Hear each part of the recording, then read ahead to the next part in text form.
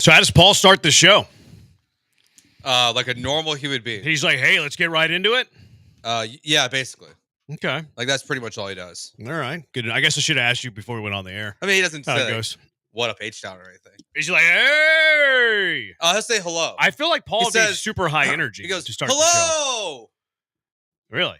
Hello? Yeah. I mean, it's a good way to start the show. I think Yeah. it's greetings to everybody that might be listening, all of that. Anyways, as you can tell, I'm not Paul.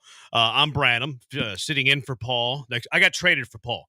I've been traded. Blankers traded me for Paul is what has happened. So I'm going to be here with this time slot for the foreseeable future. Joel Blank has traded me for Paul George. Anyways, Joe George is still here. It is still, for the rest of the year, at least. For the rest of the year, at least. Okay, that's cryptic of you to say that. You never know. AJ's behind the glass. Hope all of you had a great Christmas. We're gamers. We're grinders. We believe in work. So we're here for you. I wish there were better things to talk about because the Houston Texans defense scored more points than the Houston Texans offense yesterday. At what point in the game yesterday did you regret having to do this? The show? Yeah. Well, I didn't regret it. I never regretted a moment with you, Joe. Well, I appreciate you saying that. It's nice to work with you. It's been a long time since we've done a radio show together. It's like probably close to a year now since we've done a show together. In the first 60 seconds, you talk about regret. It's not you. It's them. It's not you. It's them. No, I didn't regret this at any point, Joe. I look forward to times with you. I do look forward to times with AJ, although I do have a bone to pick with AJ. AJ, my fellow Coug. Love me some AJ. It has come to my attention that you parked the company car most recently. Is this true? I guess so. So I'm a bit of a I guess parking spot narc. I believe in good parking. I blast Brian all the time for his poor parking, which happens way more than it should, by the way. He has a truck, yet he parks forward and doesn't back it in, which is criminal, especially in the Lone Star State. Like, you can do that stuff in California. You can't be doing that stuff in Texas. But it came to my attention that you parked the company SUV. Why did you leave a foot between the tire and the curb, AJ? I don't know. I'm not as comfortable. There's a full foot of space between the tire and the curb. And you know what really makes this bad is that you parked in a spot right next to the ramp into the parking lot. So if you have two-way traffic right at the point of your SUV, the ESPN SUV, you might be causing a wreck. You could be causing an accident because it bottlenecks there, very little room to squeeze by, and it's right at the ramp. It's a poor parking spot, AJ. I need to change that. Very poor. I'm not like the most comfortable driving SUVs. I have like an Altima, so I guess that's fair enough. Merry Christmas to you, though. Thanks. All right. Throwing darts off my soapbox. The Texans defense scored more than the Texans offense yesterday in that football game, which is embarrassing, awful. This is the first. I'll admit, I think I've been optimistic with the Texans. Like, people confuse me. Like, people gaslight me. Oh, you're always so negative, Brandon, which they're probably right. But I feel like I've been more positive at the outlook of the Texans than most people. Like, I've been saying, I think the Texans are capable of beating any team in the NFL if they play their best. Like, if the Texans bring their A game, I think they're capable of beating anybody in the NFL. I think if they play their A game against Kansas City, they could have won that game. They beat Buffalo. Buffalo's one of the top 3 teams in the AFC. They'll be the 2 seed. They should have beaten Detroit. Detroit's maybe the best team in the NFC, and if they're not 1, they're 2. Yesterday, and the feeling that I had after yesterday's game was the first time all season, and maybe I'm just an idiot. Maybe I'm late to the party. Maybe I shouldn't have been. But yesterday was the first time all season at the conclusion of a game where I'm like, yeah, I really don't think that even with their A-plus game, the Texans are capable of beating Baltimore if they play it like a B level. Yeah, I mean, even you throw in the Packers game, too. Like, they lost 24-22. That's one of the best teams in the NFC at this point. So they've played really well against good competition this season until yesterday. And yesterday, I don't know how much of this is the schedule and the injuries and everything, but I don't love what I've seen really since the tank touchdown. Things have been a disaster for the offense, and they have not been able to figure it out. And yesterday was the worst game of, we've seen these guys put together this year. This is way worse than the Vikings game. Yeah, I would say so. Like, and I know the score's not that different. It was 34-7, 31-2, but literally your defense outscores your offense, and it's because of a safety, which is a great play that they had. But besides that one play, like, I know normally on the Bees, you guys do the good, bad, and the ugly on a Monday to start the show. I don't know if there's It's anything. only with the Astros, Joe. Have you not been listening the entire football season? Oh, I forgot you guys We don't haven't do done that during since the football Astros season was over. I got my seasons confused. Yeah, I mean, it's literally right after the end of your show. You could just listen for about 10 minutes. I'm meeting with Paul and Sean after the show. Team meetings. Convenient excuse. We talk to each other. But like it's just I'm with Must you. be nice. I'm with you. This is the first time where I don't think the Texans can be competitive against any of the good teams in the AFC. That's funny because like looking at some of the social media reaction after the first game, I think a lot of Steelers fans feel the same way right now. So I think going into the playoff game, like where it looks like we might get Steelers Texans, you're gonna have two fan bases that have no confidence in their teams. But this is a huge regression this season. That's where like the Buffalo game at this point to me means nothing. The Green Bay game means nothing because they're just getting worse as the season's going on. Yeah, there's some counterpoints I want to have there. Okay, like the regression thing and the Steeler thing. The thing, like, I never thought the Steelers had a deep playoff run in them, ever. Like, at any point. Like, whenever you have Russell Wilson and Justin Fields as your quarterback, I never felt like they were capable of having a deep playoff run. Maybe they can, like, fight and scrap, and Mike Tomlin, who's a heck of a coach, can, like, somehow get them into the divisional round. I never thought that the Steelers were a dark horse AFC championship team. And look, I predicted that the Texans would lose in the divisional round, but I felt like their likelihood of reaching the AFC title game way higher than the likelihood of the Steelers reaching the AFC title game at any point this season.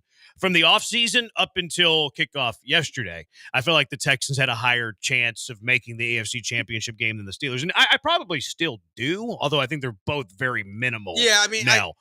I guess. Like, they both do. I mean, I guess you could say the Texans look better against the Chiefs than the Steelers did. Like, for most of the year, like, unless you're just a diehard Steeler fan, I have to imagine you felt like the Steelers were overachieving. I have to imagine that. Like, you're leading the AFC North over the Ravens up until yesterday. You're leading the AFC North over the Bengals, who their defense just isn't good enough. But I can't imagine that outside of diehard Pittsburgh fans, that many people expected the Steelers to lead the AFC North for as long as they did. Whereas the Houston Texans were predicted to win the AFC South going away. They were predicted to be Vegas had them at 9.5 wins because of the strength of schedule, but they were the easy favorite in the AFC South. They were a dark horse pick for a lot of people to maybe contend, not win the AFC, but contend in the AFC.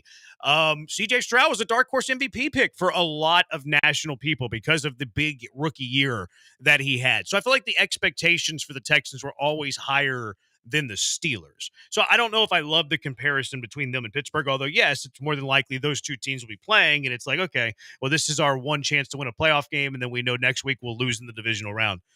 The regression part is interesting because I think there's certain phases, I guess, of the game that you can look at. Like, I feel like the defense took a step forward. I feel like the defense is better than it was a year ago. The offense is where you get the biggest regression. And I wonder, though, if that's like long-term ramifications. That's my fear. Because if you regress from, last year to this year, so what? Like, it's only year 2 of the rookie quarterback, year 2 of the head coach. As long as you keep like the future potential the same, I feel like it's okay. The big fear and the great fear to me is if the regression is permanent. If you've done conditional damage to your quarterback. I think we have to assume the answer to that's no, because of what we see happen in the NFL all the time now. Like it's not all the time, but you look at these quarterbacks who struggle and then have success again in their careers. It's really changed. It's not like in the past where teams just give up on these quarterbacks and then they never recover. But we're seeing the stories of Sam Darnold and Geno and Baker, and then more specifically as a comp to CJ, I think you have to look at what's happening in Carolina right now and see the fixing of Bryce Young that is happening in front of us, where he right now is the better quarterback at this very moment. Not long-term, still Team CJ for sure, but Bryce Young has figured it out because they've made changes. He's just gotten more comfortable. He got benched and then got his head on right. So I don't think there's long-term ramifications for CJ, but I think the regression from the offense is more from this year to the start to the end. Because you had success in the first half a lot of times, and there was the second half that was a disaster. You could run the ball, but now you can't. You're not having, success early in halves either offensively. You're stalling out on 4th down conversions, which goes back to issues that we talked about a lot last year. I mean, I remember last year, saying that I know I was wrong in the way I framed the question, because I remember you put the Twitter poll up. It was, did Bobby Sloak have the lowest approval rating Oh, yeah. of anyone in Houston? Because I was out on Bobby Sloak last year. And now it's definitely true. Yeah, his approval rating is less than 10%. Yeah, it's definitely true now. It might be Bobby and his family might be the only ones left. Yeah. But And Caserio. Caserio's talked glowingly about Sloak a couple weeks ago. yikes. Yep. Yeah, maybe that's him defending a coach that's, on his staff or whatever, which I can understand. Like, Or it's a sign of a bigger problem, yeah. which is that they are going to bring back Bobby and that they think that Bobby's not the problem. I like actions to speak more than words. So, like, I'm going to wait to see what they decide to do there before I criticize Caserio for keeping Bobby Sloak. Like, if he keeps Bobby Sloak, okay, well, then we can criticize Nick Caserio. If he fires Bobby Sloak, it's like, well, there you go. Nick Caserio knows what's going on. So, like, I will wait to decide how I feel about Caserio's, and it might not even be Caserio's call. It might be D'Amico's call. Yeah, that's it. Yeah, It's like, hey, D'Amico, this is your coaching staff. You're going to make coaching decisions. Like, I'm sure that they meet, but I think D'Amico's more the face that runs the place than Caserio is. yeah, we don't really know the dynamic of that yet. Like, we haven't really heard anything about draft decisions, or because we're just not at that point where stuff starts getting leaked out about who's making the calls on draft day, who's choosing to take CJ Stroud and Will Anderson, all that stuff. Like, we don't know any of that information yet from these two guys. But yesterday's game, I'm 100% with you. Like, there is just there's no reason why, like, to believe that this team is going to figure it out this season. See, for the first time, I've allowed my head to go there because this entire year up until yesterday, it's been, okay, what needs to be fixed? Like, it's been more proactive. Mhm. How can they get to where they want to get, or how can they get to the AFC Championship game? Like, for the first time in franchise history, not that I ever thought that they were going to be there. But after every game, it's like, okay, these are the things that need to be fixed. This is the area that you can get better at. These are the signs of concern. If you can improve in this area, you can get here. The defense is playing really good. Build around the defense. Mixon at times has looked good. Build around Mixon. Nico Collins has been very good. Just make Nico Collins, bigger, where you're scheming him open, things like that. Yesterday was the first time after the game where I'm like, the offseason can't get here soon enough. Like, it was the first time I've thought that and not even after the conclusion, like in the fourth quarter, whenever I wasn't griping about the starter still being in the game, I was like, you know what? I'm ready for offseason talk. I'm ready to look at who's available in the draft. What's Nick Caserio going to do in free agency? That was the first time I've allowed my mind to go there this year with the Texans. I don't blame you because if I know Monday was weird because it was the Christmas party, but you technically lost the 1-score game to the Kansas City Chiefs.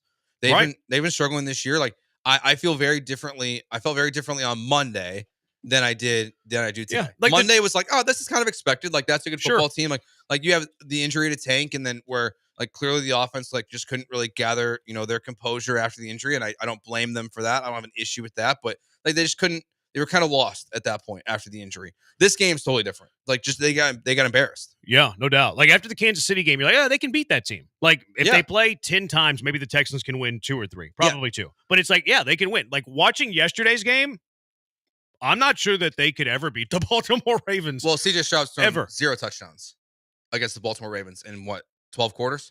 Wow. That's absurd. I mean, he week 1 playoff games and this one. They've got the number, and I thought maybe it was more Mike McDonald last year who had success against Houston, against San Francisco, against Miami. It got him the Seattle Seahawks head coaching job. I thought maybe there'd be a little bit fixed, but the Ravens defense they've gotten improved recently, but they've been one of the worst pass defenses in the NFL this year. Mm-hmm. You scored 2 points from your defense. And their defense got killed. Like, to me, that was their worst defensive performance of the year. Like, yes, they have a lot of skill, and Lamar Jackson should be in the MVP race, and he's won a bunch of MVPs, and Derrick Henry is one of the best running backs of this generation. They were humiliated. Like, they didn't stand a chance yesterday. I went back and watched the condensed game because I like to torture myself. Oh, God, good for you. That first drive, man, they didn't even defend. Like, Derrick Henry's going 10 yards a pop. Untouched 10 yards a pop. 10 yards before first contact type of runs. Like, it was an embarrassing. It was a train wreck yesterday. All right, 713-780-ESPN. Just getting started. 713-780-3776. If you want to get involved in the show, it's December 26th. We're just gonna mess around. We're on Twitch, twitch.tv/ESPN 97.5. We're on YouTube at ESPN Houston. We're also on Twitter at ESPN 975. Joe's at Joe George Radio on the Twitter. I'm at Jeremy Branham. Also, when we come back, Is this the worst loss of the D'Amico Ryan CJ era? This is year 2 of it. This is the worst loss they've had in the last 2 seasons. 713-780-3776. It is Joe and Jeremy on ESPN 97.5 and ESPN 92.5.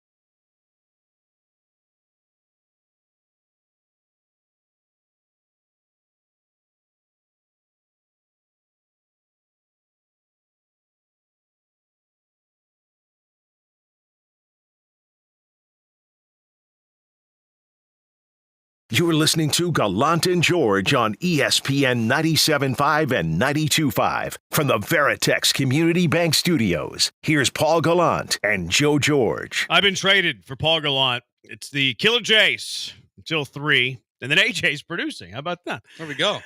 Jay, 713-780-ESPN, HRP listener line, 713-780-3776. Anthony, see, this is kind of prisoner of the moment a little bit.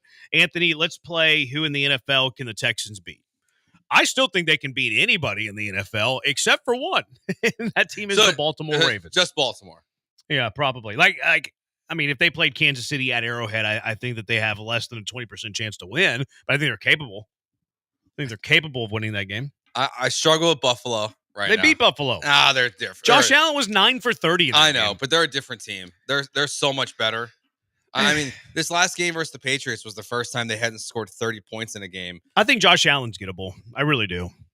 I think Josh Allen's gettable. I'm not a huge Josh Allen's going to have obviously a regular season of great a lot of the time. I think that Josh Allen is due for a dud every third or fourth game. That's fair. And the last week was tough. And you can look at Josh Allen and Lamar Jackson both with their playoff struggles. Ironically, I'm starting to wonder if the Texans game versus the Ravens yesterday might have given Lamar Jackson the MVP. They got him back in the race for sure. Like anyone that is like, if you're a toss up between Lamar and Josh Allen, are they just going to look at the box scores of the two Texans games and look what the Texans did against Josh Allen? And what that won't be the barometer for the MVP. For some of the people who voted might be. No chance. Come on. Let's see what these guys don't actually watch. Okay, here's the guy MVP vote, going through my MVP process. All right, let's ignore the regular season numbers. Let's ignore the highlights we've seen. Yeah. Let's see how these two teams have played against the AFC South champion. Common opponent. No. It's a college football playoff. I'm sure there's been more than one common opponent. Oh, that's probably true. Yeah. But yeah, Lamar's really stinking good. Now, I don't think the Texans had a great game plan for him. Now we'll talk about that in a little bit. But 713-780 ESPN. I didn't want the Texans to play their starters yesterday. I thought it made all the sense in the world to not play your starters. Why so early? In the season or period? Like in the game or just not play? I didn't want them to play in the game. Yeah, I wanted Davis Mills to get the start. I wanted Derek Stingley to sit. Will Anderson, Danielle Hunter, go ride the pine for a game. So 2 games left. Your offense has been terrible most of the season. Mm-hmm. Now, we found out after the game, at least, I don't know if this is from when he left the field for a play or else, but, CJ Stroud said he's dinged up a little bit. Yeah. For me, I was fine with playing in yesterday's game, and it was the Titans game that I was feeling they would sit because the offense hasn't been good. And the idea of now without Tank out there, how are you going to, what are you going to learn in practice with John Mechie, Deontay Johnson? Well, Deontay Johnson didn't play. Well, in practice, I mean, are you going to learn in practice? No, I wanted them to play the first half of Tennessee, or at least a few series of Tennessee. Okay. I wanted that to be their tune-up. I wanted that to be their dress rehearsal, get right going into the postseason. There are 2 reasons I didn't want them to play. The first one is I didn't want them to play Baltimore in the playoffs. And if you beat Baltimore, there's a better chance to play Baltimore in the postseason. So I didn't want them to play from that aspect. It's also the 3rd game in 11 days. And yes, that matters. Yes, there is the body that has to battle attrition there. I think it is easier to get hurt whenever you're playing 3 games in 11 days than if you're playing 3 games in 21 days.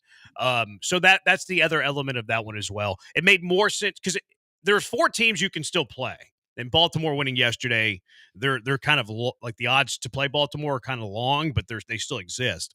There are 4 teams that you could play in the wild card round at home: Baltimore, Pittsburgh, the Chargers, and the Broncos. If it's an SAT question, which of these 1 teams does not belong? Who is it?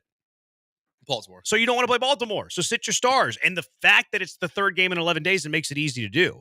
Whereas, okay, now you played your stars, you got hammered, you got embarrassed. If you lost 31-2, didn't play your starters, we wouldn't care. But you lost 31-2, you played your stars, you got embarrassed, and now you're kind of in the same spot going to Tennessee. Do you sit the guys now after they got shut out against Baltimore?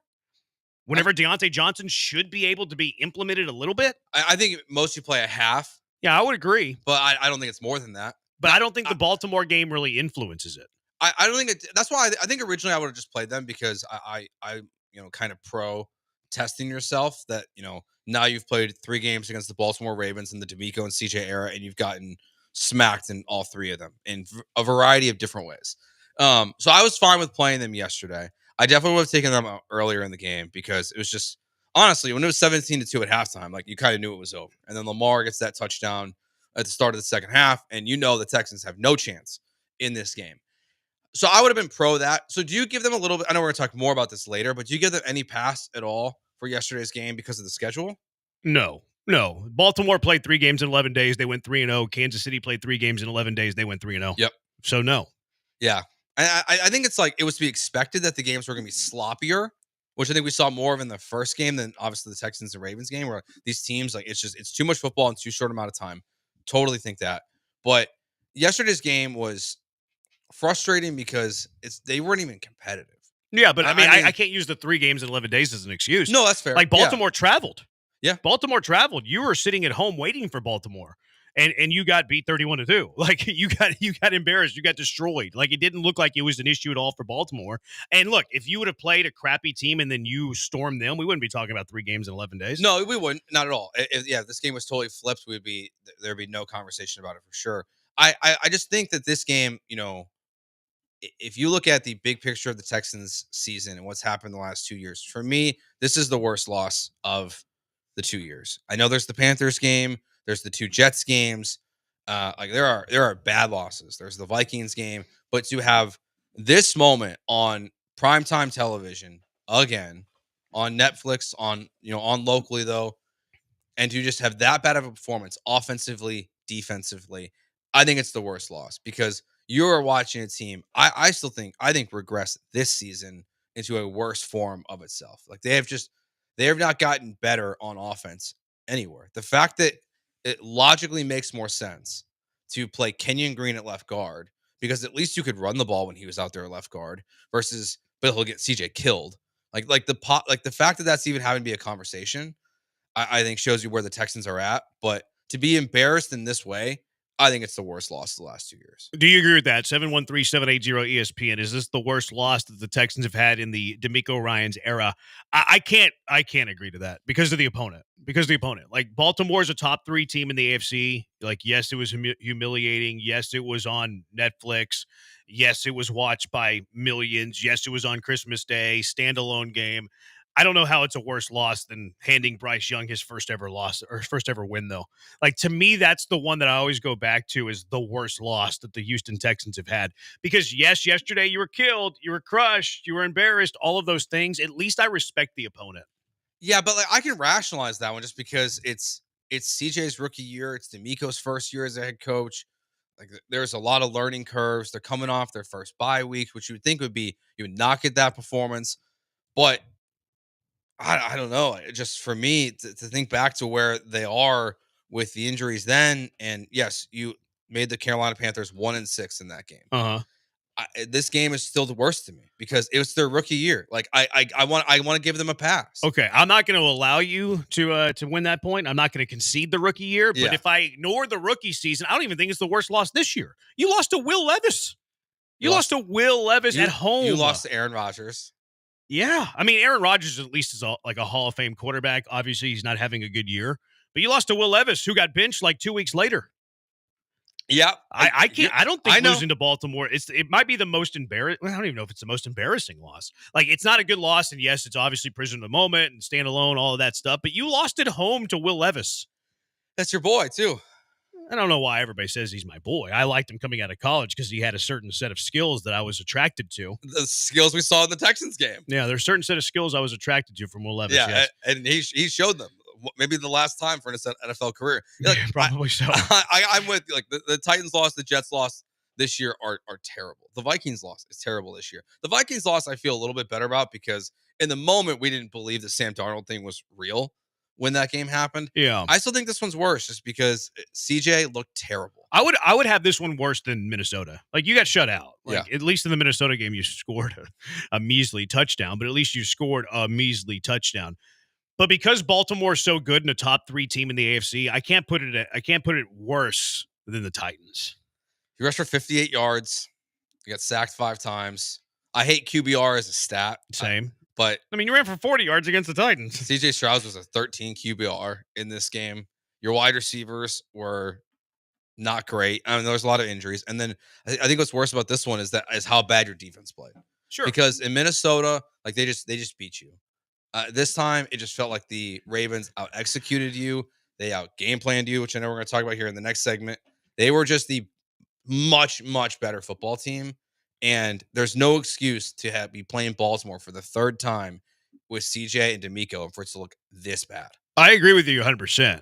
But losing to Lamar, multi-time MVP, Derrick Henry, one of the best running backs in this generation, the Baltimore Ravens, a top 3 franchise in the last decade, I can't put that ahead of getting picked apart by Will Levis, Tyler Boyd, Nick Westbrook-Akini. I know. Julius Chestnut caught a pass in that game. I don't know who that Chiga is. Kunkwa had 70 yards and a touchdown against you. So, I can't put that game lesser on the scale to, Lamar Jackson, Derrick Henry, one of the best organizations currently in the NFL. Maybe Titans are ahead of it for me. Maybe it's just because they made me watch this game on Christmas. Maybe so. Like, it's just the fact that, this is what we did. The build-up of it. This is what we did on Christmas. We watched the Texans score 2 points.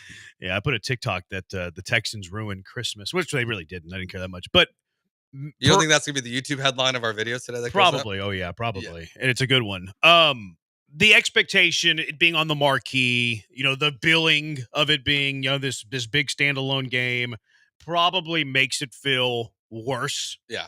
I mean, it's still pretty dang bad. But whenever you're like picking nits on the worst loss of the season, I still give that title to Mrs. Amy. Honestly, as like we're like, the fact that she's crying after the game. Yeah. Honestly, like as we're talking through it now, there's a lot of really bad losses in 2 years. In the era? Yeah.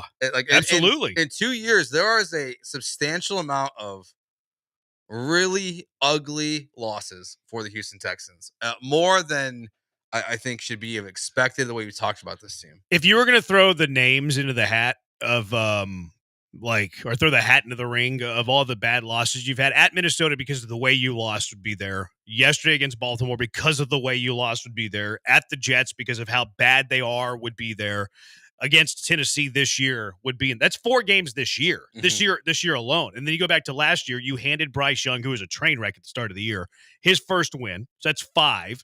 You lost to it was Ritter, right? Ritter in Atlanta. Oh yeah. There you go. Forgot about that one. There's number 6 that you could throw in He there. was really good in that. It was like Will Levis in that game. He was really good and they got benched a couple weeks later. You lost to Zach Wilson. Yep. At New York in a game that he was concussed. CJ, that's 7. That's 7. Like, oh my gosh, what are these losses? Which I think is a testament to the team, quite frankly. I think it's a testament to the team. I think that's why you can't really trust this team. And they're certainly not a contender. And I don't know how they get it back. Like that's something Paul and I have talked a lot about. Is gaining the trust back of the fans, the buy back in to the fans. Well, it's really unimportant. Like to have the buyback of the fan base does not matter. No, but why should we believe? Like why should how we feel right now about the Texans? There's no belief. I'm not sure what they can do between today and playing the Baltimore Ravens next year, which they will again, and think that something's changed. Well, you should hurt Lamar Jackson when he runs out of bounds. That's why I've been pro Bountygate. You want to be Baltimore, you can't do it with Lamar Jackson at quarterback. Honestly, it might not matter. No, it would matter. It would matter. Lamar, don't disrespect Lamar Jackson like that. They could bring back your favorite Pro Bowler, Tyler Huntley, and he was a Pro Bowler. It might be the Texans. He was a Pro Bowler. 713-780-ESPN. Let's go out to the HRP listener line. Zach, you're in the hive of the bees. What's up, Zach? Hey, what's up? I just wanted to say that yesterday was just embarrassing. You know, CJ and D'Amico, neither one of them really thought about the way that everything was supposed to be ran, and just everything looked terrible on both sides of the ball. And I would say that it is the worst loss that they have faced together so Worse far. than Levis? Yeah. Worse Damn. than Levis because the Titans, you know, the rival in the division, they either them or Jacksonville, they always get one. Okay. You know, that is and true. sometimes they both get one. That is true. So really, you can always chalk up a loss to one of them in the Texan season. Fair enough. Other than that, you know, CJ and D'Amico, they just don't have the emphasis that they should on the team. They should tell them what needs to be done and what needs to be fixed all the time. Like they should be telling them, like, hey, do this, do that. And then CJ, that interception he threw when he was on the run and there was 3 defenders around the receiver. I don't remember which one it was, but it was ridiculous. Yeah. Appreciate the call, Zach. Merry Christmas to you. Hope you had a good one. Hopefully the Texans didn't ruin a whole lot. He does have a point about the division rival thing. Like, hey, sometimes you lose a game in the division that you don't expect to lose, and it just kind of happens.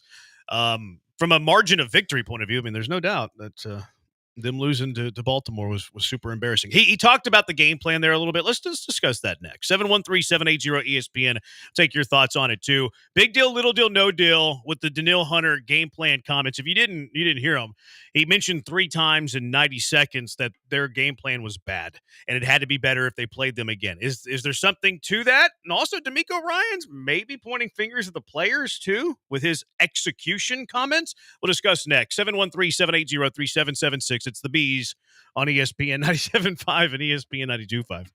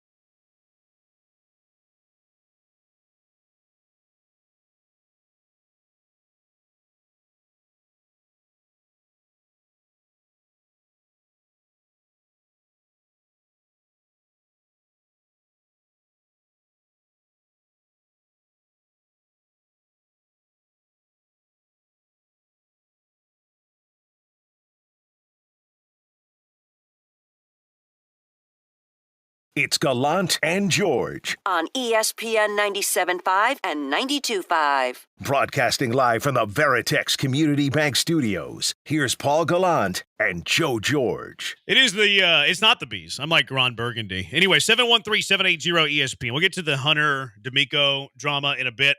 Let's go out to the HRP listener line, though. 713-780-3776. Thomas, you're in the Hive with the Bees. What's up, Thomas? Hey, guys. Yesterday was really disappointing. Coming from someone who wanted the Ravens to win or Texans to lose so we could have the favorable matchup with the Steelers. But just kind of going off of what y'all were talking about, maybe how to win back the fan base and actually build a winning program. I thought the expectations for the Texans here was really, really kind of high.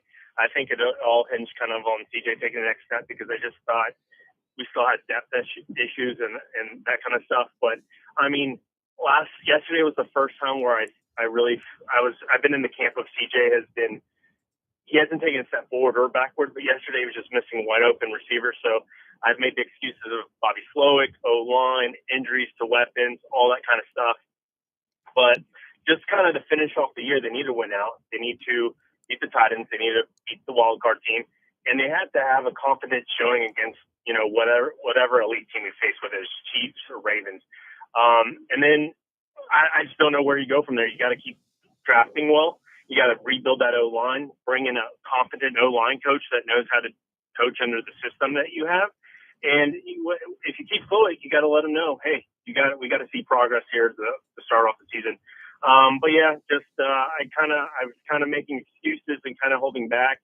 But after last night, I mean, that's just embarrassing. So, but thanks for working today, and I'll hang up with you. You're welcome, Thomas, for working today. You're welcome. You're welcome. More people should thank us, quite frankly. I agree. Yeah. I agree with what Thomas said. Like, there's a lot. I think a lot of times we confuse quarterback production with quarterback talent. Like, the production of the quarterback is a complicated, math problem and an algorithm that has a lot of variables, a lot of factors. The overall production of the quarterback matters, obviously. The offensive line matters, obviously. More time to throw, better success, more productivity. The skill players obviously matter. The better receivers, if you can get open, the more production the quarterback's going to have. The running game is an element to this too, even if it's not directly, because what does the defense have to do to adjust to a good running game? They have to commit more to the running game. What does that do to the passing game? It opens up more for the quarterback. Play calling is a factor. Scheme within the offensive line. Scheme with your pass route. So, there is so much that goes into quarterback production that is not even relative to the quarterback.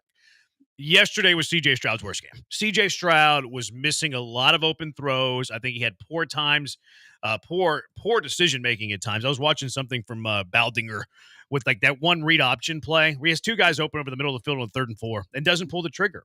So, why is that happening? I think that he lacks confidence with himself. I think he lacks confidence with the offensive line right now, and he might even be lacking some confidence with his skill players, with his targets.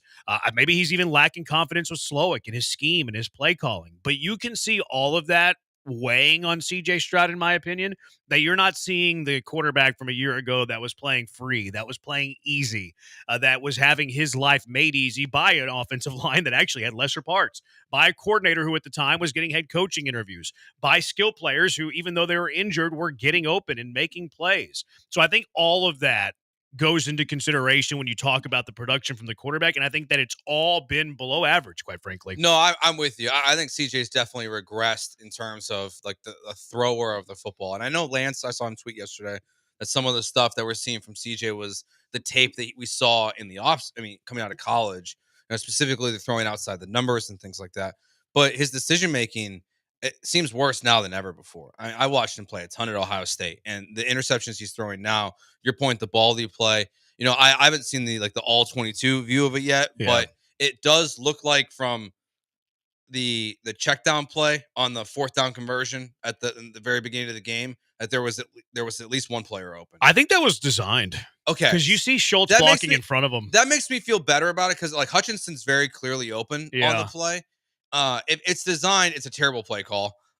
Terrible play call, especially if it's Schultz is the one you're relying on blocking. Yeah, I think it was designed because, I mean, Schultz is immediately, like, going out the block. Like, he's not even running the route. He's like, I'm going to block. And then you even see the receivers, like, they run routes, but I think those were clear out routes. Yeah, and then you have, like you said, the offensive line, the pieces are, like, similar but worse. I mean, George Fant was a good right tackle. Yeah, they actually, just worked as a unit better. Yeah, it's weird. It was just better. Now, Titus was a problem at left guard. I don't think he'll be a Texan for much longer, personally. Yeah, I think the moment that they drafted Fisher, I said this is Titus's last year. Yeah, and I think the fact that they moved him back to left guard and everything, there was a reason why he put right tackle only in his timeline. And I think the fact that, even when things were going well early in the season, him and Laramie were MIA to meet with the media because they didn't want to take any responsibility for what was going on. But, like, there's drop off in Dalton Schultz is remarkable how slow he looks. He looks terrible out there. I mean, they made it work last year with Nico and Schultz on offense. And because Schultz was the real number 2 option last year. And he was playing for a contract. Yeah, I mean, he looks washed. Yeah, I don't know if it's washed. I just think it's desire. I feel like it just looks like he's walking. I think it's desire. He does look like he's walking. I agree with you. Like, I completely agree. 713-780-ESPN. Back out to the HRMP listener line. Troy, you're in the hive with the bees. What's up, Troy? Hey, what's going on, guys? Appreciate you taking my call.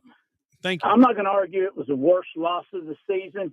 To me, it was the worst team loss of the season. Neither side of the ball looked good yesterday. It was just, Jeremy, you guys do the good, the bad, and the ugly. Give me the good out of that game. There was absolutely no good out of that game.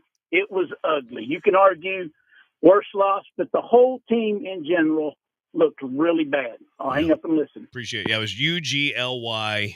You had the best part of that game was that it finished. Yeah. Was that the game was over was the best part of it. 100%. Tommy Townsend, maybe. Like, I'm trying to let's find some positives here. Punters. Tommy Townsend pinned them inside the 5 that led to a safety. That was nice. What else do we have here? I thought Mechie looked okay, actually. I think so too. I think Mechie's done a really good job this year developing into something for the Texans. I still don't think he can be a top 3 option next year for you. I mean, maybe he'll have to be with where they're at cap space wise. Yeah. But, like, the jerseys are still sick. You like those? I do. I think they're kind of circusy to me. I think Really? they look like the greatest showman. Like, it looks like something you would see at a circus, I feel like. I like them. Yeah. I like the 2, like, really new, like that jersey and the red jersey. Didn't they get I don't like the red ones at all. Didn't they get crushed when they wore the red ones too? Or they got beat? That was the Lions game, I think. Yeah, they lost. Yeah, they're 0-2 in their I think they brand new designs. Oh they beat Buffalo in these. They wore these against Buffalo? Yeah. Oh, this is the second time they've worn these? Yeah, it's the second time they wore them. Although they've only worn them once. Yeah, this is the second time they wore them. Oh, okay. That makes me feel better, I guess, a little bit Buffalo. about that one. But the positives, I would say Tommy Townsend, Mechie, maybe if you're reaching. I saw Laramie Tunsil had a good Pro Football Focus grade. I guess that's good. Titus at left guard's been okay, quite frankly. I think you found a better right guard. Yeah, with Kendrick Green. I if you want to agree. be positive. What else? Positives. Anything on defense that was positive? Not really. I mean, Bullock had a hustle play to track down Mark Andrews after he beat Christian Harris. Yeah, but then on he a also drill. could have got Lamar Jackson on the touchdown and didn't. Yeah, It was lackadaisical. I don't know if he could have got him, but you talking about the guy that was going that stopped in his tracks and was like Lamar Jackson was like jockeying with? Wasn't that him running down on the running touchdown? On the running touchdown, that was him running down there. Not that he. I don't know if he could have got him, but not full speed, I would say, from that player. No, I can't look at anything defensively that was good. I thought they were all bad. Yeah. Quite frankly. And we'll get to that in a little bit. 713-780-ESPN. Back out to the HRP listener line. Derek, you're with Jeremy and Joe. Joe and Jeremy, what's up? Yeah. Happy holidays to you guys. Total team loss by the Texans. They sunk it up.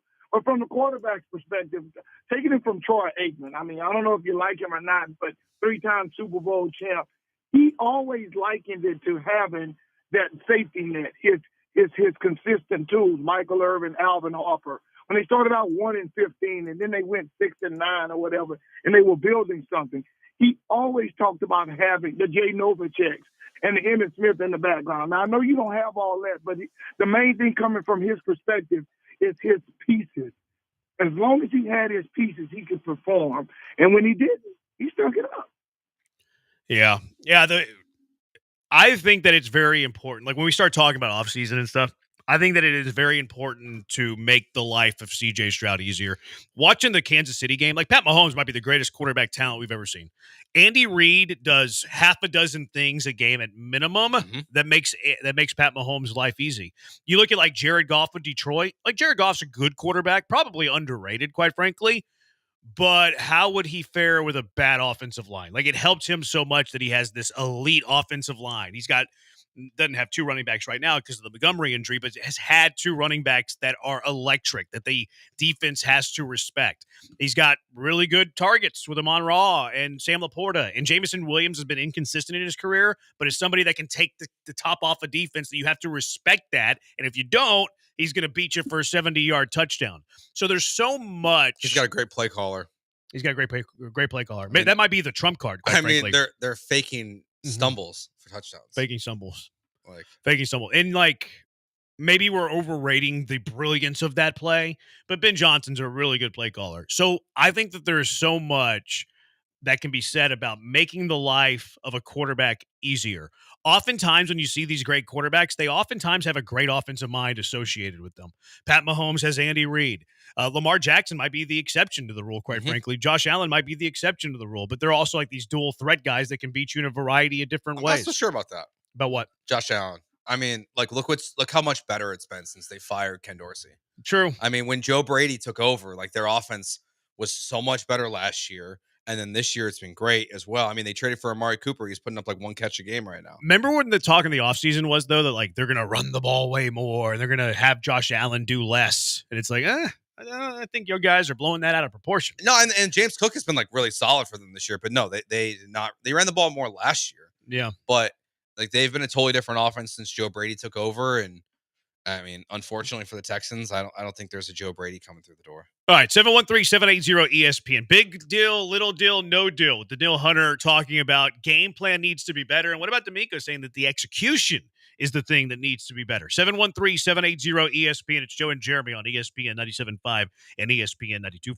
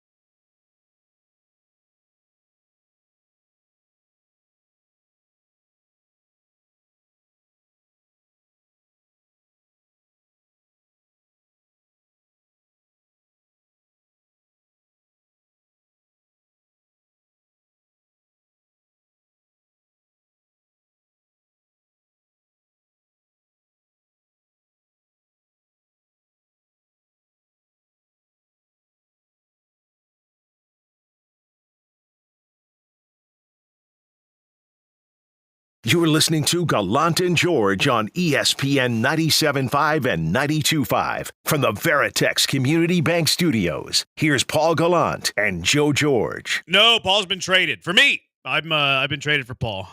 Thank you, Killer Georges, for working today. Eric, the driver. I like that. I just don't know how I guess I'm the killer part. Yeah, you are.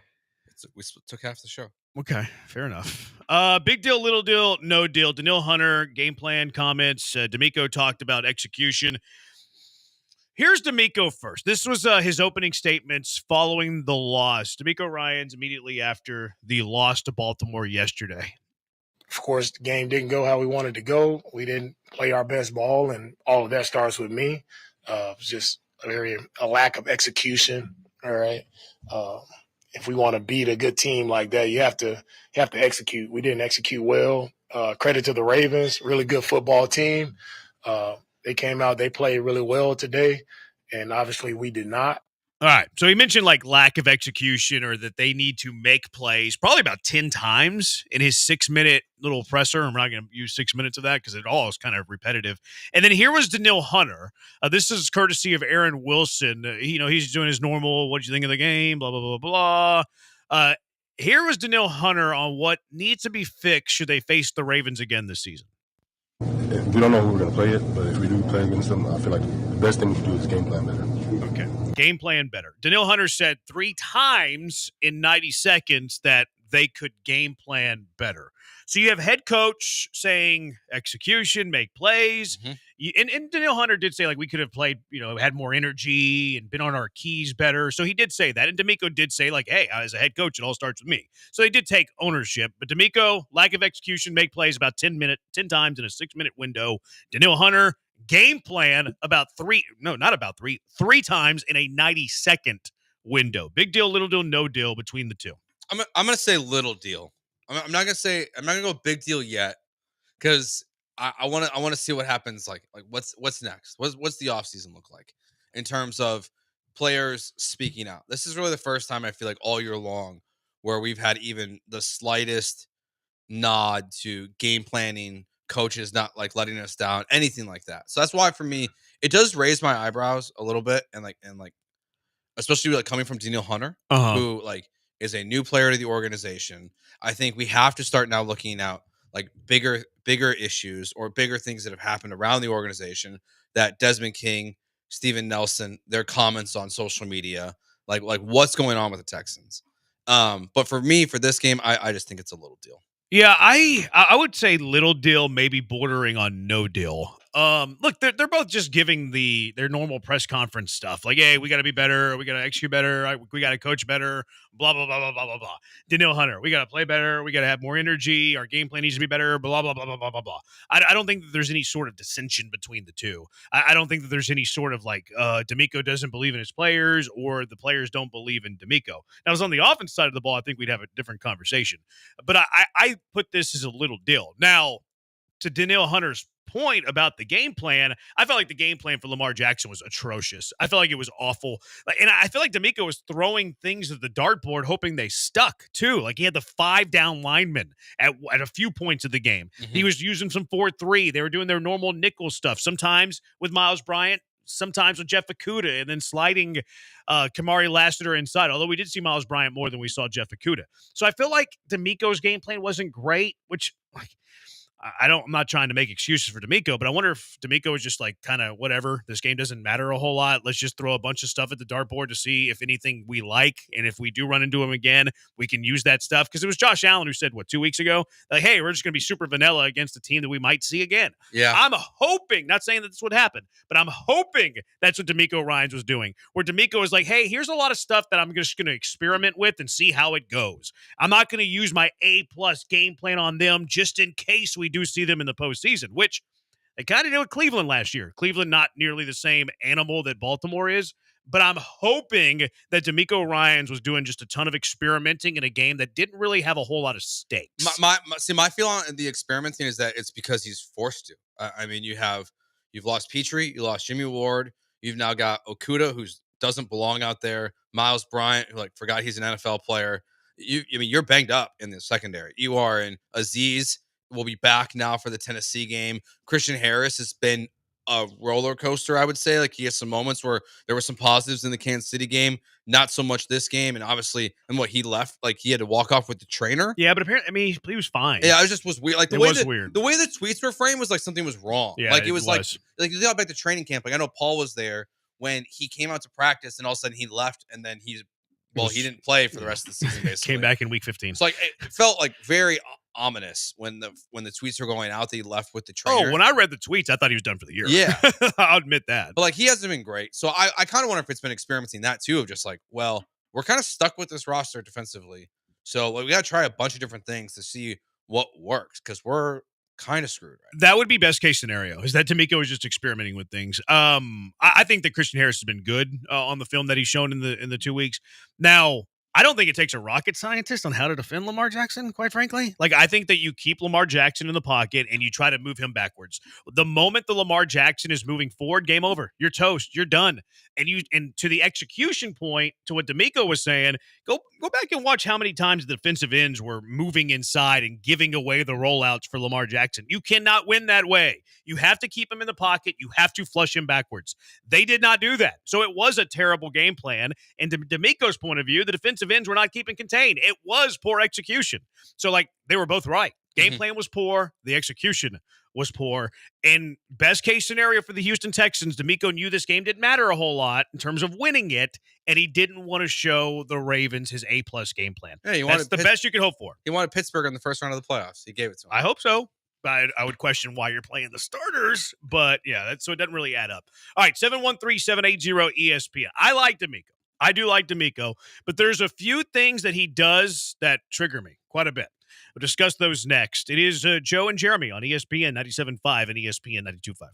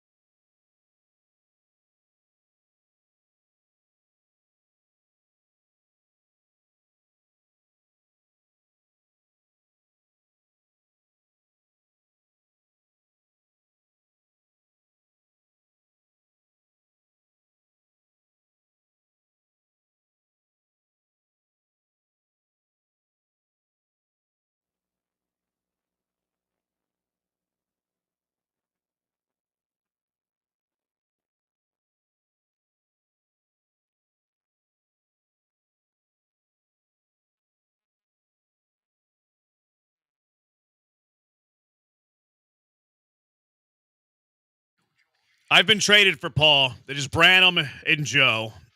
Joe and Branham. What sounds better, Branham and Joe or Joe and... I don't like going by my first name.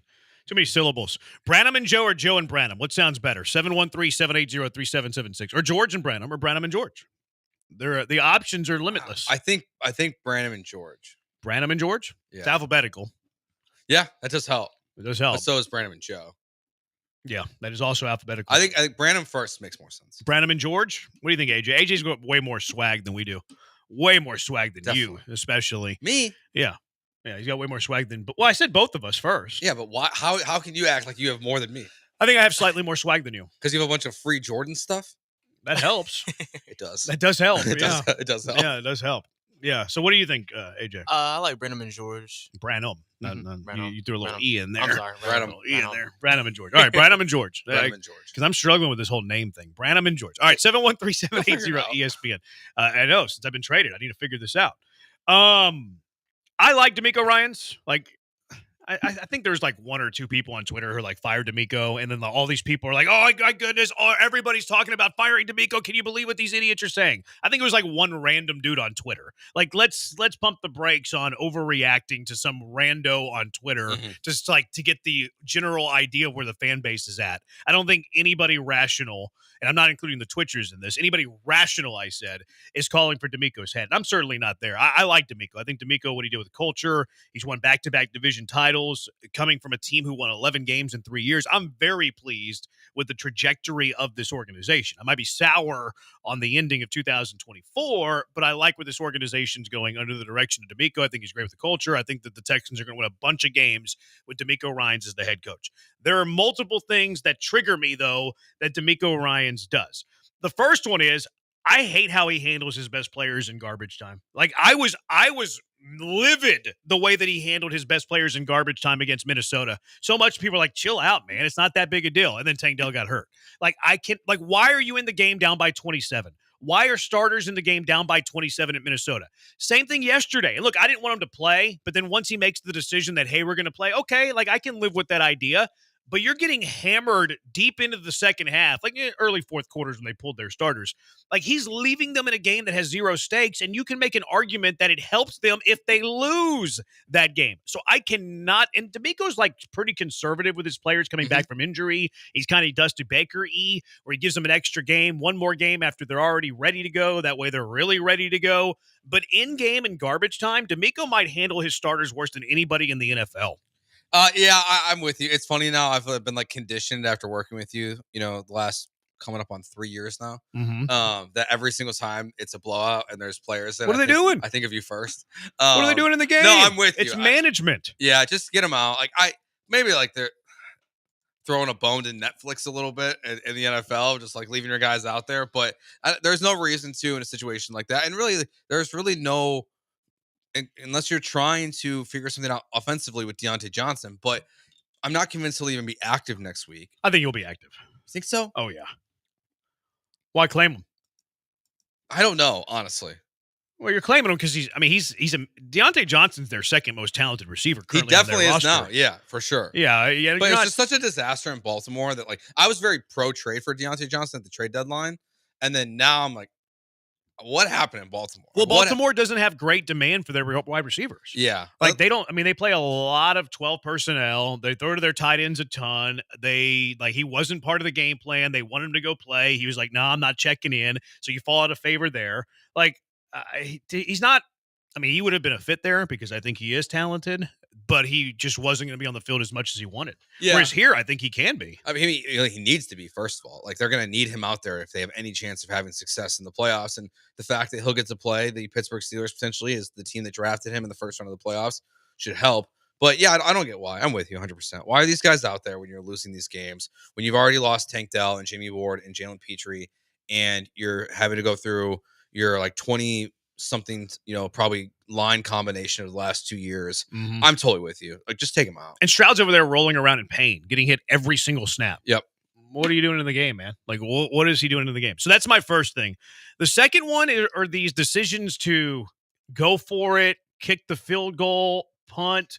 There was 3 plays in question, fourth down plays in the first half yesterday, in where you can talk about it. Like, it's a conversation. The first one, there's actually two on the same drive. This drive started with 10 minutes left to play in the second quarter, which was still a game. It was right after the safety, actually. You were down by one possession. It was an 8-point game after the safety. Dameon Pierce had that big return where you ran over that corner, which might have been the play of the game. There's another positive. Dameon Pierce bulldozing over a dude on special teams from Baltimore. So that drive starts 1st and 10 at your own 43. With 10 minutes to play in the first half, down by 8. Like, it's still a game at this point. There's another positive. It was not lost in the first quarter. It was still a game in the second quarter. I'm kidding, kind of. So you move the ball, you get into Baltimore territory. You're looking at a 4th and 3 at the Baltimore 30, 7:17 left to play in the second quarter. This is one where I actually thought he was going to kick it because D'Amico kind of errs on the side of being conservative. And I would have been okay if they kicked it there because the offense was kind of sputtering. Like, the offense wasn't doing a whole lot. I would have kicked there. D'Amico went for it. What would you have done in that spot? I mean, I think, like, we'll continue this, but, like, be who you are. I would have gone for it. Be who you are? Yeah. What do you mean? Like, know who you are. Like, are you saying Dan Campbell knows who he is? Well, D'Amico's conservative. But I don't think he is. Oh, I completely disagree. See, I think he flip-flops. I think he's a flip-flopper. He does flip-flop. Exactly. He's Brandon Staley, like, in a way like that. But I think he errs on the side of being conservative. Yeah, for sure. He definitely does. But I think you got to know who you want to be as a coach. And I think you can either be Brandon Staley and, be flip-flopping your decisions, whereas first year coaching the Chargers, they're going for 2 every time. They're going for every 4th down. And then the next year they start changing everything. And then it ends up, he eventually gets fired because he can't decide who he wants to be. You have Dan Campbell, who outside of the onside kick that he called, like, what was that, 2 weeks ago? He's always aggressive. He's always going to be aggressive. Well, the onside kick was aggressive. Oh, that was too aggressive. It erred on the side of moronic, but it was aggressive. But, like, it wasn't conservative moronic. It was aggressive moronic. He knows who he is as a coach. He knows who he wants to be. He has no doubt in his mind. I don't think D'Amico knows the kind of coach that he wants to be in terms of how aggressive versus how conservative he wants to be. Because I think we've seen over the last 2 years. No, I think it's unfair. I don't think it is because just to me, like when it seems obvious he should kick it, I'm with you. Like, I would have gone for it. I thought they were going to kick it. Yeah, they go for it. I think he coaches on vibes. I think he's kind of Dusty Baker, gut feeling, what's in Papa's belly. I think he goes based on vibe. And maybe I don't like vibes. Flow of the game. Yeah, it sounds to me like you're more of the Daryl Morey. What did he always say? Like, you either always hit or stay on 16 in blackjack. Yeah. Like, you always do one. You don't flip-flop between the two. Yeah. Like, you're talking, and I think that's kind of what you're alluding to. Like, Dan Campbell is always going to err on the side of aggression. Yeah. There are other coaches who always err on the side of being conservative. D'Amico, to me, while he is more conservative than aggressive, will make 2 exact same decisions differently at different points of the game. And that's what drives me nuts. Flow. I'm okay with vibes and flow, quite frankly, because I think a lot of times with, like, the analytics and the computers do not account for is kind of flow of the game. Like, if your offense is sputtering, the computers aren't really they're not accounting for that. Like, they're just looking at 4th and 3 relative to every play in the history of the game. Yeah, but how many games has this season have the Texans offense not sputtered? But that would actually point to be more conservative. Like, that would tell you that they should be more conservative. So I'm okay with vibes and flow of the game and that sort of thing. I really am. Even though I'm a numbers guy. So I thought he was going to go for it there. He decided to. He just did. I thought he was going to kick it there. He decided to go for it. They called the pass interference, which I thought was a bad call. I thought it shouldn't have been pass interference. I thought the Texans got a huge break. Huge break there. Yep. So that was the first one. Later on in that series, after the pass interference, you had 1st and goal, which is another area the Texans have been atrocious this year. 1st and goal situations, they've been awful. They didn't score. They had a 4th and goal at the Baltimore 4. You going for it there? You kicking? I'm going for it. I'm go for it there. I would have kicked it 4th and 3 at the Baltimore 30. I would have went for it 4th and goal at the Baltimore 4. Because even if you don't get it there, well, you give them bad field position, Exactly. No big deal. Although Baltimore did have a 99-yard drive rather, after that. So he went for it twice on that series, right? D'Amico was asked after the game why he went for it twice on that series. Here was his answer. Yeah, we went into the decision on 4th down. We needed to score. Right, we had some momentum going for us. We needed to score 7 to beat the team like this. Like, we're not going to beat them kicking field goals, so we needed to score 7. So that's why, I decided to go for it. Okay, I understand that, D'Amico. Mhm. Like, I'm okay with those two decisions to go for it. Personally, I would have kicked the field goal 4th and 3 at the Baltimore 30, but I'm not dying on that hill. Like, if you feel like you'd have to go for it, you need 7, not 3. Totally understand. I'm with you on that, D'Amico. It's a coin flip decision for me. I have no issue with him going for it 4th and goal at the Baltimore 8 or the Baltimore 4-yard line. So he does that down by 8 midway through the second quarter. Baltimore would have a 99-yard touchdown drive. It's now a 17-2 game. The Texans now have the football late in the first half, and D'Amico Ryans punts on a 4th and 2 at the Baltimore 43. How do you go from this D'Amico Ryans, play the clip for me once again, AJ, where he's talking about, here's the reason that I need to be aggressive. Here he was, D'Amico Ryans. Why are you so aggressive? Yeah, we went into the decision on 4th down. We needed to score. Right, we had some momentum going for us. We needed to score 7 to beat the team like this. Like, we're not going to beat them kicking field goals. So we needed to score 7. So that's why, I decided to go for it. But you're going to beat them punting? Like, how do you go one series later, now down an extra 7 points, and now you're punting 4th and 2 at the 43? How do you go for it twice on 4th down by 8? We need touchdowns. We can't have field goals. Baltimore scores a touchdown. You're now down 15. And you're punting at 4th and 2 at the Baltimore 43. What? How does that make any sense? That's what I mean. Like, that's why, like, it doesn't have any logic behind it. And I get by the idea of coaching by vibes, but your offense is sputtering nonstop. You're not having success. So what? You go 1 for 2 on 4th downs that previous possession. So what? Like, the missing the second one scares you off from doing it again? Like, are you coaching scared? I don't think so.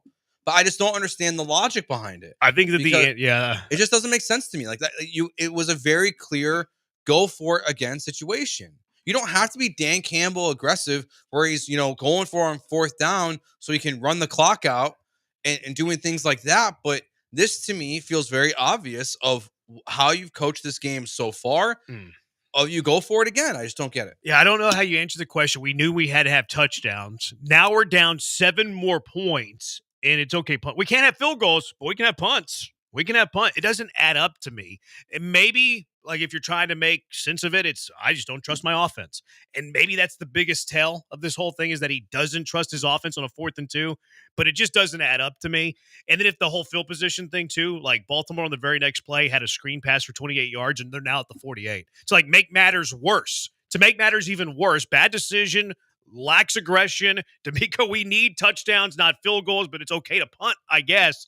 The very next play, Baltimore had a 28-yard gain, and now they're the Baltimore 48 anyways. Yeah, it just doesn't make sense. Like, I just don't get what his decision-making processes are for these 4th down conversions, the 2-point conversions. And this is part of the reason why I was like light on Slowick last year. You go back to the very beginning of the year. I mean, they went for it on 4th down on the first possession of the D'Amico Ryans, Bobby Slowick, CJ Stroud era against the Baltimore Ravens, and Bobby Slowick drew up some trash ass play, and it didn't get converted. Like I don't know if he doesn't trust Bobby, he doesn't trust CJ, but like they also don't convert a lot of these, so maybe they shouldn't be aggressive. Maybe they should be playing more conservative. Yeah, but I find it so strange that you do go for it twice, and then you don't go for the next time. It would add up though. Like if you kick the field goal at the 30, wherever you were, then punting on the next series, that makes sense. Yeah. Like that correlates. Going for it twice and then saying in your postgame, we need touchdowns, not field goals, does not correlate with punting at 4th and 3. Like, it makes no sense. There's also a Twitter handle called Surrender Index where it tracks, like, the most cowardly punts of the season. Yeah, I saw this. The decision for D'Amico, and I said 4th and 3, it was actually 4th and 2. The decision to punt 4th and 2 with a minute 18 remaining while trailing by 15 points at a surrender index of whatever. The punt ranks as the 99.4th percentile of cowardly punts of the 2024 season. So this is one of the most cowardly punts we've seen this season.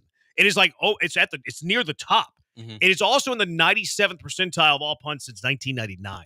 So that punt was one of the most cowardly punts of this century of NFL football. And who cares? They lost 31-2, right? Like, yeah, this didn't really influence the game one way or another. They go for it here, they convert. They're not going to magically win the game, but it does show the characteristic of a coach. Yep. It shows the characteristic of a coach who, quite frankly, is contradicting himself one series later. And that's what triggers me. That's what triggers me a little bit about D'Amico Ryans and his game management. Because whenever we point out this game management stuff and people are like, well, what are you talking about? When has he had poor game management? This is it. This is it. Who cares? They lost by 29. I know. But we're just putting it in your head. Where do you think they rank on fourth down percentage conversion this year? Just percentage relative to the NFL? Yeah. I don't know. Bottom third of the league? They're 12th. Okay, that's better than I thought. 62.5% of the time they convert on fourth down. They've converted. That's pretty good. They've gone for it 16 times. And you're talking about percentage? Yeah, percentage-wise, yeah. That's not bad. Yeah. Now they're towards the bottom of going for it, to your point. They are 21st in the NFL in terms of how many times pure attempts going for it on fourth down. So I mean it shows not very aggressive. Now the highest team are the worst teams in the NFL: the Browns, the Bears, the Giants, the Panthers, Dolphins. The only team that's like relatively good is the Lions at 6th in the NFL. So like I guess he coaches more conservative. He definitely is conservative. But he's inconsistent with being conservative, and I think that's what annoys me the most. I just hate it, the whole talking out of both sides of my mouth. When we're down by 8, we got to play for touchdowns. Now we're down by 15, and we're going to punt. And then you look at the metrics on it, it's one of the most cowardly punts we've seen in this century of NFL football. It does not make sense. All right, 713-780-ESPN. Joe's blaming somebody that you might not have seen blame following this loss. Who is Joe blaming? 713-780-3776. It is Branham and George on ESPN 97.5 and ESPN 92.5. Let's talk about ESPN Bet at LaBerge in Lake Charles. They got the 24-foot video wall, 19 betting kiosks. As soon as you cross into Louisiana on your way to Lake Charles and on your way to LaBerge, you can use the ESPN Bet app. No better time of the year to be going to hang out in a sports book. You got college football playoffs, the NBA, Christmas season. Christmas is over, so the NBA season's actually started.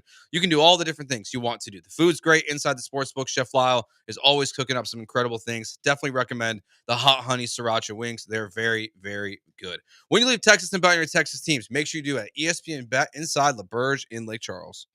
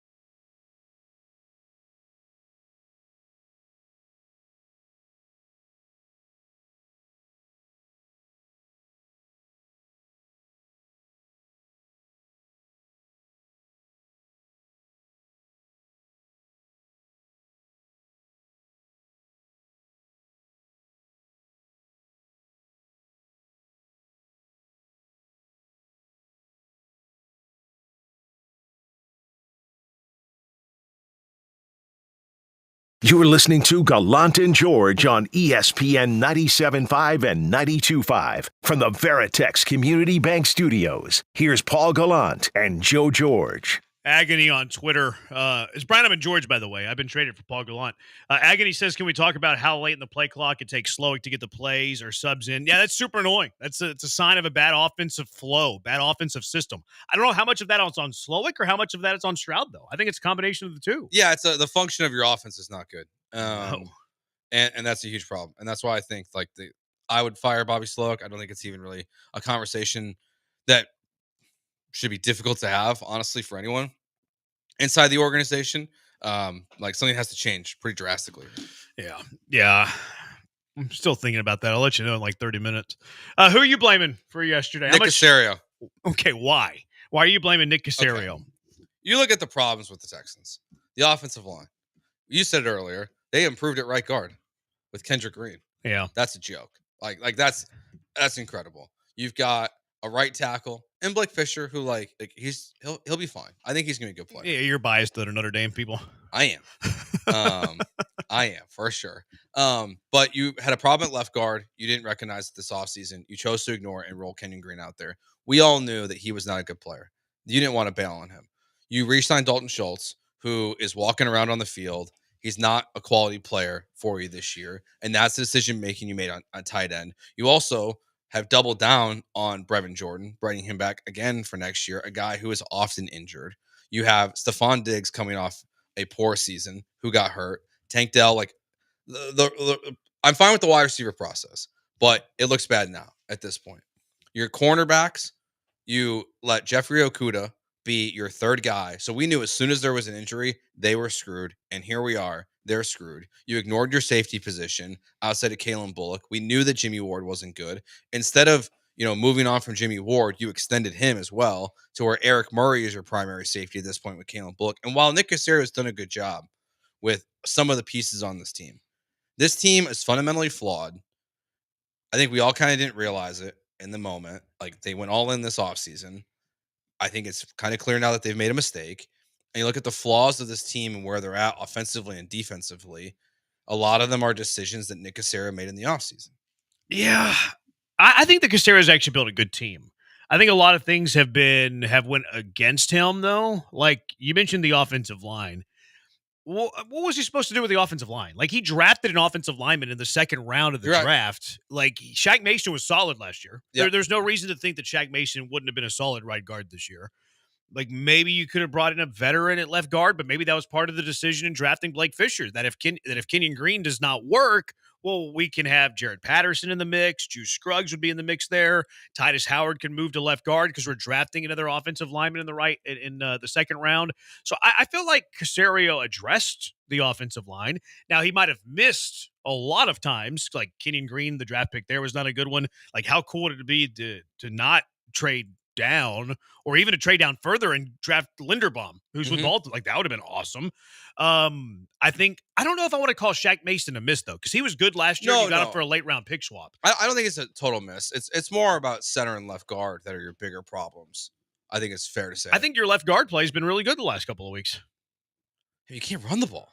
Yeah, but I don't think that Titus Howard's the reason that you can't run the ball. Yeah, I'm not gonna pretend like I'm an offensive line guy. I just look at a lot of Pro Football Focus stuff for that, and you look at his whenever they grade him out as a pass blocker, it's usually pretty solid. Whether he's at left guard or right tackle, and it's always a little bit lesser. I don't know if I disagree with a lot of what Nick Caserio has done.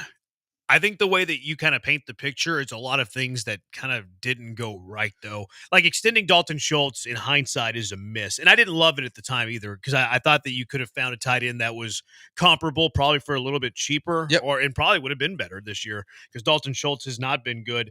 The offensive line, I going into the offseason, I'm not sure that there's anything that I would have rather done, though. If I eliminate the hindsight part of it, because you did add an offensive line to the mix. Yeah, I think it was clear they thought adding Joe Mixon, and at times it has this. A lot of times I thought that was a great move. I agree, it was a great move, and he's the only reason why I think now when we look more 20-foot view on this season, I think we're going to think more of the Joe Mixon was doing a lot of this work for the offensive line. Sure. And he was making the plays, not the offensive line. So specifically more with the run game is the issue with the O-line. So it's not that they are. I mean, look, CJ's also been sacked the second most times in the NFL. Yeah, some of this that's year. on him. I think it is being wildly ignored how much that is on him. Yeah, a lot of it's. I mean, I wouldn't say. I don't know how much a lot. I think there's more now than there was at the start of it. Yeah. Because I think him getting beat up is kind of what's led to him taking more sacks. Ironically, Totally agree. Because I don't think he trusts his offensive line, so he's a little tentative. And then good quarterback play between average quarterback play is one on the margins. It's so razor thin. But I don't blame Caserio for this roster build. I actually thought he did a good job. You could point to the Diggs trade as one that isn't great. Like, I would love to have that extra second rounder as opposed to Diggs, but the element of hindsight there, like the hindsight's 2020. Yeah, I mean, I don't blame him for the wide receiver room. I just think like the flaws of this team were very obvious going into the season, specifically within the secondary. And I mean, you drafted a guy in the second round, though. I mean, look, no, Lassiter and Bullock have been great, but your depth was still a problem. I mean, Jimmy Ward was still a problem. Jalen Petrie, who I love as a player, is a guy who's often injured, and you put him in a different position this year when he's in the run he game. excelled. I thought he was good there. I thought he was good in the run game. Sure. He wasn't great in coverage, Yeah. but I mean, you kind of take the good with the bad with that, right? Sure. But I feel like he was better there than he was at safety. No, I totally agree. He was much better in that. And Jimmy Ward's better there than he is at safety. 100%. But now you've lost both of them. And not that like you have to have, all this depth across the team, but my biggest thing this offseason was that they needed another corner, another safety, and another running back. And it's not. Well, I mean, they answered all those things, Joe. They No, drafted besides what corner, they they got. drafted Like, safety, besides and what they got. So you would have liked more of them. Yeah. I don't know how you could have brought in another safety. I mean, you have three guys already there that you're counting on. You don't think Justin Simmons would have worked here? But it's also costly. It wasn't that costly. But what do you do if you bring in Simmons? Like, what are you doing with Ward? What are you doing with Murray? I would have cut Jimmy Ward. Yeah, the extension is curious. I agree with Yeah, that. I don't part love of it. Like, I don't hate going into this year with Jimmy Ward because he was already on the contract, but the extension of Jimmy Ward doesn't make a whole lot of sense to me. Yeah, I just think like when you look at obviously a lot this game mostly is on D'Amico and on CJ, of course, but I just think the roster itself is now in a position where they are fundamentally flawed in a lot of ways. But every NFL team is. Yeah, but salary cap league, every team's gonna be flawed. Yeah, but they've strapped themselves in a little bit, I think, with like you look at cap space next year where they're at and how much like needs to be fixed. So I'm not so convinced that they can fix it. No, I do think that they're gonna be more constrained next offseason coming up than they were this past offseason. Yeah, they're gonna have to win in the margins. But I'm not also- sure he's the GM to do that. No, I think he can find some guys. I like Caserio as GM. I like Caserio as GM. Now, there's some things that you can do that you point at that you're like, okay, that doesn't make a whole lot of sense. I don't love that. But every GM's going to miss. No GM's going to get everything right. No, he's been, and for the most part in the draft, he's been incredible. I mean, except for offensive linemen. Yes. Yeah. And that's where even like I'm a Blake Fisher fan. Because I don't know how you feel about Patterson and Scruggs at this point. I'm not really a believer. I mean, I think I know Notre Dame bias. I think I like Patterson more than Scruggs. Scruggs, it's tough because Scruggs doesn't get you in the right coverages, and he's a better center than he is guard. So he's probably a below average guard. He's probably an above average center, but he might be unplayable at center because he doesn't get you in the right coverages. Yeah, which is weird because and sometimes people are obviously just uneducated, even though they're supposed to be on television, paid a ton of money to do it. I saw Dan Orlovsky tweeting stuff about CJ Stroud in the offense and blaming CJ for some of the sacks that happened in the Chiefs game because the quarterback didn't change the protection. It's not his job. Yeah. It's not his job. It's the center's job in this offense. I mean, there's quarterbacks that will do it. I don't know if CJ's allowed to. Well, I'm talking about generally speaking, not the Texans. I'm with you on that. But like Peyton Manning's going to get his teams into the right coverages. I mean, Caleb Williams tries. Yeah. He's called they're calling you see rookie quarterbacks all the time call their own protection. The Texans, for whatever reason, CJ does not do it. I don't know why, but I think you're kind of alluding to the reason as to why. Low S2E? I didn't say it. I'm kind of I have CJ take regret. What do you mean? I am one of those that I regret the heights in which we elevated him into a top 5 quarterback this year. See, I think he has top 5 potential. I really do. I still do. I agree with that, but I think we elevated him way too fast. Yeah, we probably took that extra step before he actually proved it. And now it's making me struggle with what I want to do with Jaden Daniels this offseason. Yeah. How high I want to put him. because I feel the same way about Jaden that I did about CJ. Honestly, maybe a little bit better. Yeah, but he's got honestly. Cliff. Yeah. CJ's got Slowick. All right, 713-780 ESPN. 10-minute drill coming up next. It is Branham and George on ESPN 97.5 and ESPN 92.5.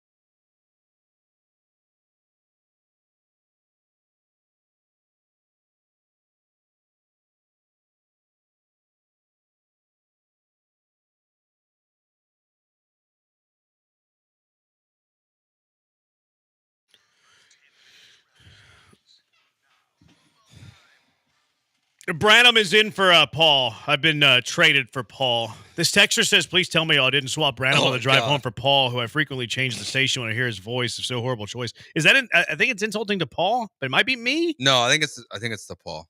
Okay, I couldn't tell. I'd prefer if it was an insult to me, quite frankly. I always get uncomfortable whenever people text the show and insult others. If you're going to insult people, insult me. Insult the people that are on the air. Say it to their face, kind of. Bull crap. Keyboard warrior to their face. You guys read all the mean stuff about me on your guys' show. Yeah, but I prefer it when they're mean to me. Okay. Well, I'm not going to say we're not going to read it. I just read that one. But I prefer for the texters to have the courage of being mean to the host. Do you think Paul and Joel would kill each other? What do you mean? I think We're going to see. I think we'll find out. I think they would drive each other. What's the over-under for Paul and Blankers to kill each other now that we've been traded, Paul and I? I'm going to say 3.5 days. Yeah, it won't take long.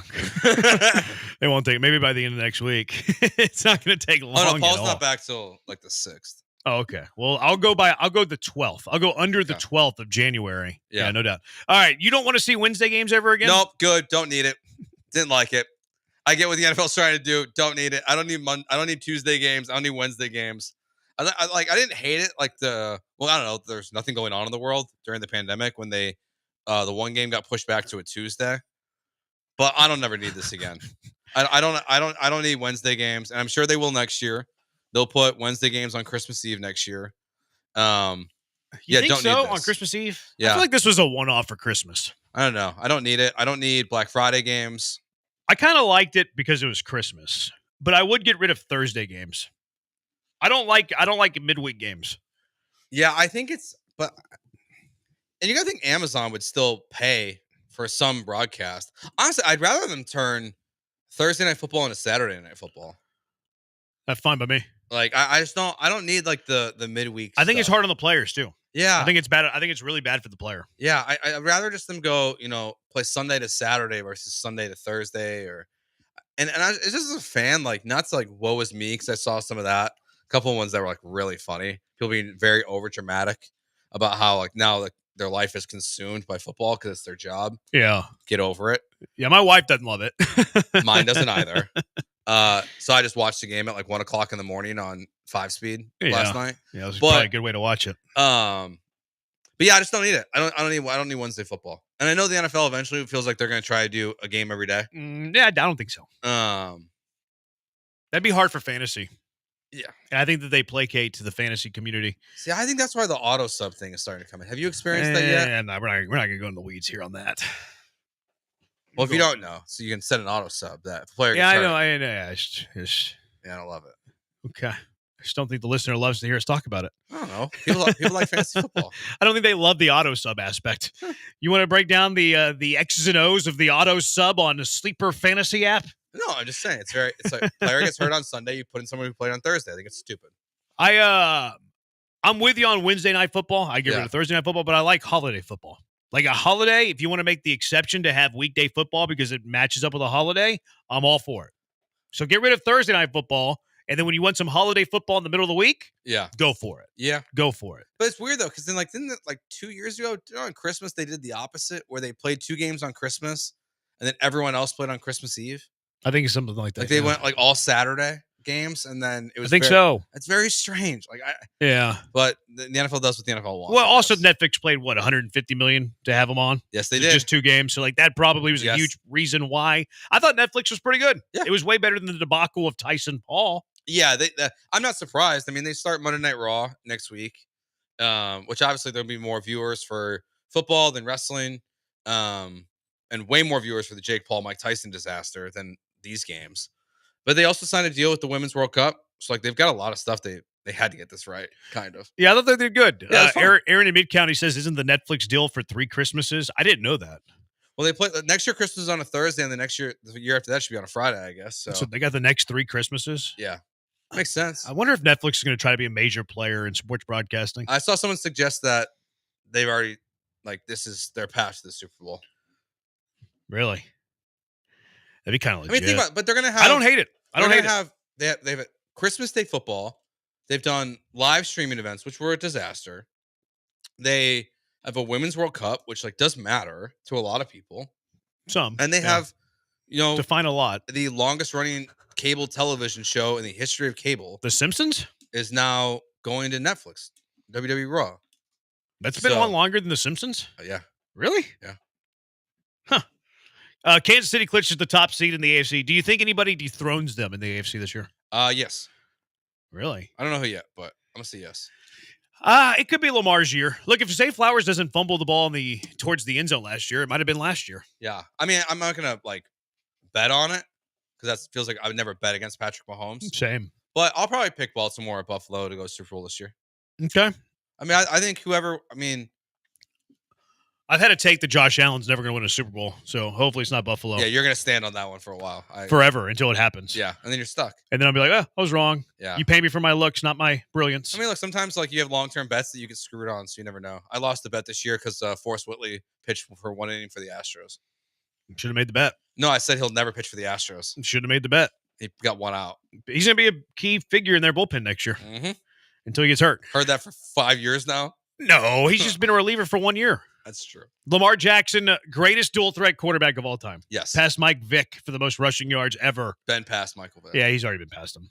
He's a way better thrower. Michael Vick will be the greatest runner of the football as a quarterback we'll ever see. I don't think that can be said anymore. I think Michael is just still so much more dynamic. So it's kind of like Barry Sanders, Emmitt Smith type of deal. Yeah. Like Emmitt Smith has the accolade, but Sanders was more dynamic. Yeah. I think that's I don't know, man. I think it's close. Really? I really do. I think it's close too, but maybe it's more like Barry and Walter than Barry and Emmett. Yeah. Like, I think it's close. Their styles are just a little different. Yeah, but Lamar's an unbelievable runner with the ball. Yeah, I'm biased for the head coach of Norfolk State, Michael Vick. But it's not going to work. It's definitely not going to work. Not going to work. Like, people are trying to compare him to Deion. Like, Deion was coaching in high school and, like, worked his way up. No, it's probably going to be closer to Ed Reed, who quit after, like, a day. He was a head coach? Yeah, he was a head coach, and then, like, he just totally had to, like, put the equipment away, and he quit. I thought he was, like, the CEO of culture. I mean, like, it's worked great for, like, Eddie George. Eddie George's Tennessee been good. State. Yeah, he's been good. Wouldn't surprise me if he moves up at some point, but, like, I don't think the Michael Vick thing will work. Yeah, I have a hard time seeing that work. Pete Carroll, interested in the Bears job? How would you feel about that as a Bears fan? Not great. I mean, like, if it was, like, the 5th option, I guess, like, you're stuck with it. But he's been a below 500 coach his last 3 years in the NFL. It's a big name, but I don't need it. It's Ben Johnson, Joe Brady, Mike Vrabel. Those are the best 3 choices. Joe Brady? Yep. Really? Yep. Huh. I think we got to give him a pass for Carolina. What about Cliff? Hell no. You don't want Cliff? No, because now Jaden figured it out last week, but you saw the Jaden Daniels typical offensive regression from Cliff Kingsbury's offenses, where after 6 weeks it falls off a cliff. Now he figured it out last week, but it also was a grind to beat Kenny Pickett and the Eagles. So I'm not a big Cliff guy. I don't believe. Yeah, I think he's a great OC. Yeah. I don't know how I said that. That was funny. I think he's a great OC. Yeah. I could never replicate that again if I tried. I don't think you could. He's a great OC, not a good head coach. Yeah, I have no interest in Cliff Kingsbury as the head coach. Yeah, I'm with you on that. I'm not sure he'll be a head coach again. How do you feel about the trade for Shanahan thing? I'm not giving up the 9th pick in the draft. So if it was, it's way too much. If they have 2 second-round picks this year, theirs and Carolina's. Would you trade D'Amico for the 9th pick of the draft? Hell no. I would. Are you talking about from a Bears perspective or a Texans perspective? You're right. Let me answer this 2 ways. As a Texans, and then I hire Ben Johnson. As a Texans season ticket holder, yes, I would trade D'Amico Ryans for the 9th pick. Why not? As a Bears fan, hell no. Hell no. So I think it's obvious that you would trade D'Amico if you were from a Texans perspective. Yeah. If you're saying yes on the Texans angle and no on the Bears angle, it's a no-brainer. Yeah, it's the 9th pick, and you can hire Ben Johnson. Come on. Speaking of the Eagles, it looks like Jalen Hurts is trending not to play, which is the norm for concussions nowadays. Yeah, and then the Eagles signed Ian Book today, so they're even a little bit worried about Kenny Pickett's health. But he was out there throwing balls today. So really, yeah, is he still wearing the gloves? I don't remember if he was wearing the gloves this weekend or not. Yeah, I don't remember. But you can't be a real quarterback if you wear gloves. That's not true. Yes. Peyton Manning wore gloves when he was like old and cold. Greatest quarterback of all time. Kenny Pickett wore them warming up for the combine inside a hotel. You need a grip. He has small hands. He did have small hands. He still does. All right, 713-780-ESPN. What's wrong with CJ Stroud? What's wrong with this offense? 713-780-3776. It is the Bees, ESPN 97.5 and ESPN 92.5.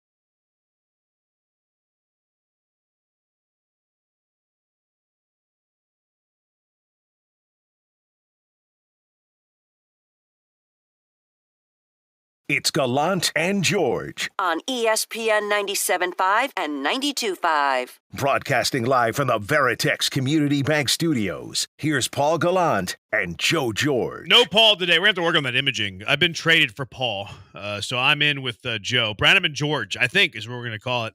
Texter, Lamar Jackson 1, Randall Cunningham 2. Josh Allen might be number 2. Greatest dual-threat quarterbacks, Josh Allen might be second. Yeah, I think he can get there. Who else would you have ahead of Josh Allen's dual-threat quarterbacks? Randall Cunningham or Josh Allen? I never saw Randall play. So. Mike, you didn't play with him on Tecmo Bowl? Still before my time. Really? Man, you're young. What about I turned 33. Mike Vick, week. Josh Allen? Josh Allen. Josh Allen's a better passer. Josh Allen's the second best dual-threat quarterback of all time. Yeah, because behind Lamar. If Vick is so tough because if he was Eagles, if he had Andy Reid his whole career, I wonder what he would have been. Because he was, but then also I think he had to go to jail to like kind of get his head on straight. In terms of like learning like playbooks and things like that. Because he's talked about that where he didn't really know everything that was going on in Atlanta. But what he was as a quarterback in Philadelphia is some of the most fun I've ever had watching football. He was awesome. So it was only 1 year really. Like he had the 1 year of like peak dominance, and then really that was it. It was kind of weird, but yeah, Andy Reid obviously would have helped him. Andy Reid's been helping quarterbacks his whole life. 713-780-ESPN. Why would anyone want to be mean to you, Branham? I can think of a reason or two. Another texture. Christmas Day is for NBA or a bowl game. Did you watch any NBA yesterday? Yeah, I'm sure the ratings will tell you that it's for the NBA. Yeah. The ratings are going to speak a whole lot when it comes to the NBA and NFL. AJ raised his hand. You watched a little hoops yesterday, AJ? I mean, I'm an NBA fan first, so man, but I love football too. But y'all have that LeBron thing on the rundown later. We'll talk about it a little bit. I would have had the Rockets play on Christmas. Right? Yeah. It would have been fun. I wonder if they will get a Christmas Day game next year. I would actually. Rockets. I bet you they will. Depends on their playoffs, I think. I don't know, man. Like they're kind of up and coming. Yeah, but if they miss the playoffs or if they get ousted in the first round, they're not going to be that appealing. Yeah, the worst team in the NBA, like one of the worst teams in the NBA, was on Christmas Day yesterday. Who? Spurs. Yeah, but they have Victor. Yeah, I know. They have a marketable player. The Rockets really don't. That's true. They don't have that. They really don't have a marketable player. Yeah. And I mean, look, and that's how the NBA did the Bucks this year. They didn't put Giannis and Dame on Christmas Day because of that. So, well, that's kind of weird because Giannis is marketable. So is Dame. Not as marketable. I mean, Giannis. He's one of the highest voted All-Star players every year. Really? Yeah. Dame? Mm-hmm. Dame. All right, 713-780-3776. Let's go out to the HRP listener line. Gary, you're in the hive with the bees. What's up, Gary? Hey, what's up, guys? Jeremy, I have to disagree with you on your take with Caserio. I know that's a surprise. And Joe, I agree with you. He's done a good job, being objective. He's done a good job, but he has not done a great job. And I just want to point out a few things. So, Kenyon Green should not have been on this roster. Kenyon Green has not demonstrated that he's actually an NFL level offensive lineman. He hasn't been good. He rolled with him this year, and we suffered. Just a few examples. How does this team look with Linderbaum at guard, or even or if we have Brian Thomas as a wide receiver, instead of Stephon Diggs, which we traded our pick, right? So that's what separates us from being it was a different pick. It was a different pick for Diggs, though. The Texans traded their future pick. They traded the Vikings pick next year. Yeah, but we initially had a first-round pick, which we traded to the Vikings for the extra second-round pick. And if we wouldn't have traded the first-round pick, you also wouldn't have Kamari, though. You wouldn't have it's not the whole story. It wasn't Diggs or Brian Thomas Jr. It was Diggs and Kamari or Brian Thomas Jr. I got it. I guess what I'm trying to say is Kamari. Yes, he's a good player, right? But Caserio's decisions, right? There's no way we can absolve him from the fact that our O-line is the biggest issue with this team. The decisions have led us to this point. So once again, I think he's good, but you absolving him of everything. I just don't. I don't think that's right. I kind of lean with Joe. Did I do that? He has to take some blame. Did I absolve him of everything? Because I thought I said he did a good job with this roster. I don't know if I said he did a great job with this roster. I feel. And maybe I did, Gary. We can go back and check the tape on the semantics of it. But I don't really disagree with you. I feel like we're pretty close on our opinion of Nick Caserio.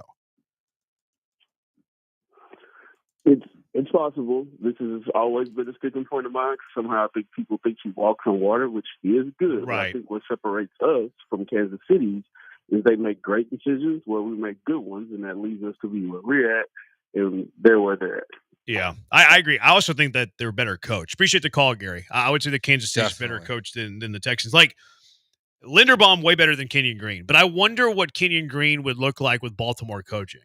Like, that to me is kind of like the lost element, and the reason that it's a lost element is because we can't see it. Like, we have no idea what it would look like. Yeah, I do think like coming out, I remember people saying he couldn't pass block. Yeah. So And he played tackle in college. Yeah, so like Moved into I don't know. college. Like I'm not. And Linderbaum, like yeah, I agree. I mean, I would rather have Kyle Hamilton than Kenyon Green. Like, there's a bunch of guys I'd rather have than Kenyon Green. That going back to no doubt. the Like draft that night. That draft class is actually like late first round is pretty dang good of Yeah. offensive linemen. Like, it kind of ticks me off, quite frankly, whenever I look at it. So like I agree with Gary to that point. And I think Caserio is good, not great. I'm comfortable with Caserio as the general manager of the Houston Texans. I think you can do far worse. I think he's like walking on water, like Gary said. I don't think that Nick Caserio walks on water. And when you look at specifically the Kenyon Green pick, like Zion Johnson went to the Chargers late, like at 17. Tyler Smith even to the Cowboys at 24 has been pretty good. Tyler Lindenbaum went 25th to the Baltimore Ravens. Like Cole Strang, remember he was a reach from the Patriots. Yep. And he's been kind of banged up, so he's been a little harder to grade. But I think that would have been better than Kenyon Green. I think that Caserio actually has flaws, and I think that he has holes in his game. See, I hesitate to say this because I want to know how much of this is coaching. Like, is Nick Caserio just bad at identifying offensive linemen, or is his offensive line coaching just really bad? Like, if he had Baltimore's O-line coach or Kansas City's O-line coach, would his offensive linemen look better than they look right now? Well, I think we have to find out. I think Bobby Sloak should be fired this offseason, but priority number one is getting a new offensive line coach, getting someone that's actually coached in this scheme before, which they don't have right now, which is a terrible hire, whether that's D'Amico's decision or Bobby's decision or Nick's decision. It's a terrible hire. And honestly, it's something they should have probably done before this. Like, I don't need Cole Popovich. I don't know what he's doing on this roster. He's been here for a while as an assistant coach on this team. They need a new offensive line coach. And if we don't see immediate improvement, then I think that'll give us a bigger picture about what Caserio's done. Right. But Like, they need to make a change. That change has to be made. I do think Caserio has a hole in identifying offensive linemen. I think he struggles with that. And I think you can look across the offensive line and see that. A lot of people thought he reached for Juice, who he says himself not that long ago is better as a center than a guard, but he's almost unplayable as a center. Titus Howard's contract extension was way too much money for a right. He paid him top 5 right tackle money at the time. He's not a top 5 right tackle. And right now he's not even playing right tackle for you. He's playing guard. Jared Patterson was probably his best find, like a 6th rounder that's actually serviceable, maybe below average, but serviceable. Shaq Mason was fine, but that's a veteran, wasn't a draft pick. And then Blake Fisher, the jury's still out. Like, he hasn't been great as a rookie. He's been like kind of okay. And you're certainly not judging a rookie based on their first year. And he was not a polished product. I mean, anywhere near like what people like. I mean, obviously, like they're like different rounds, but compared to him to his teammate last year, Joe Alt, who's with the Chargers, like it's night and day. Like Jared Patterson's a 2-year project. I don't want Nick Caserio to draft offensive linemen anymore. Like, that's where I'm at. Like, I want him to just sign veterans or like trade for them like he traded for Shaq Mason, because he has not been great at drafting offensive linemen. Kenyon Green, Juice Scruggs, maybe he's already in that boat.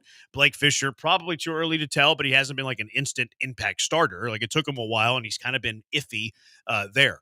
But I think he's really good at drafting players in the secondary, like Kamari Lassiter, really good. Kalen Bullock, 3rd rounder, really good. He took Stingley over Sauce and got crucified for a year for taking Stingley over Sauce. And right now it's majorly in favor of Derek Stingley. Honestly, I think receivers, Nico Collins traded up for him in the 3rd. Tank Dell, yes, he's injury prone. Traded up for him in the 3rd. I'm not going to blame him for Mechie. Like, Mechie's been a good draft pick for what he's had to overcome.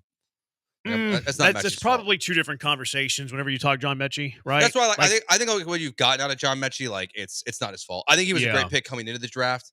I was very pro John Mechie when they made that decision. So I'm not gonna ding Nick Caserio in any way, shape, or form for what you've actually gotten out of the player, because it's just not his fault. I think he struggles often identifying good young offensive linemen in the draft. But at the same time, if everybody's talking about how poorly the offensive line is coached, that would kind of excuse Caserio a bit on that specific topic. It does. Not that I'm excusing him. I'm just saying you can't, on one hand, say that the offensive line coaching is atrocious and then blame Nick Caserio for drafting bad offensive linemen. Like they kind of correlate. And I would say that Caserio is good, not great. I actually agree with what Gary's points. All right, 713-780-ESPN HRP listener line. Let's get into the issues with CJ Stroud, the problems with this offense. 713-780-3776. It is Branham and George on ESPN 97.5 and ESPN 92.5.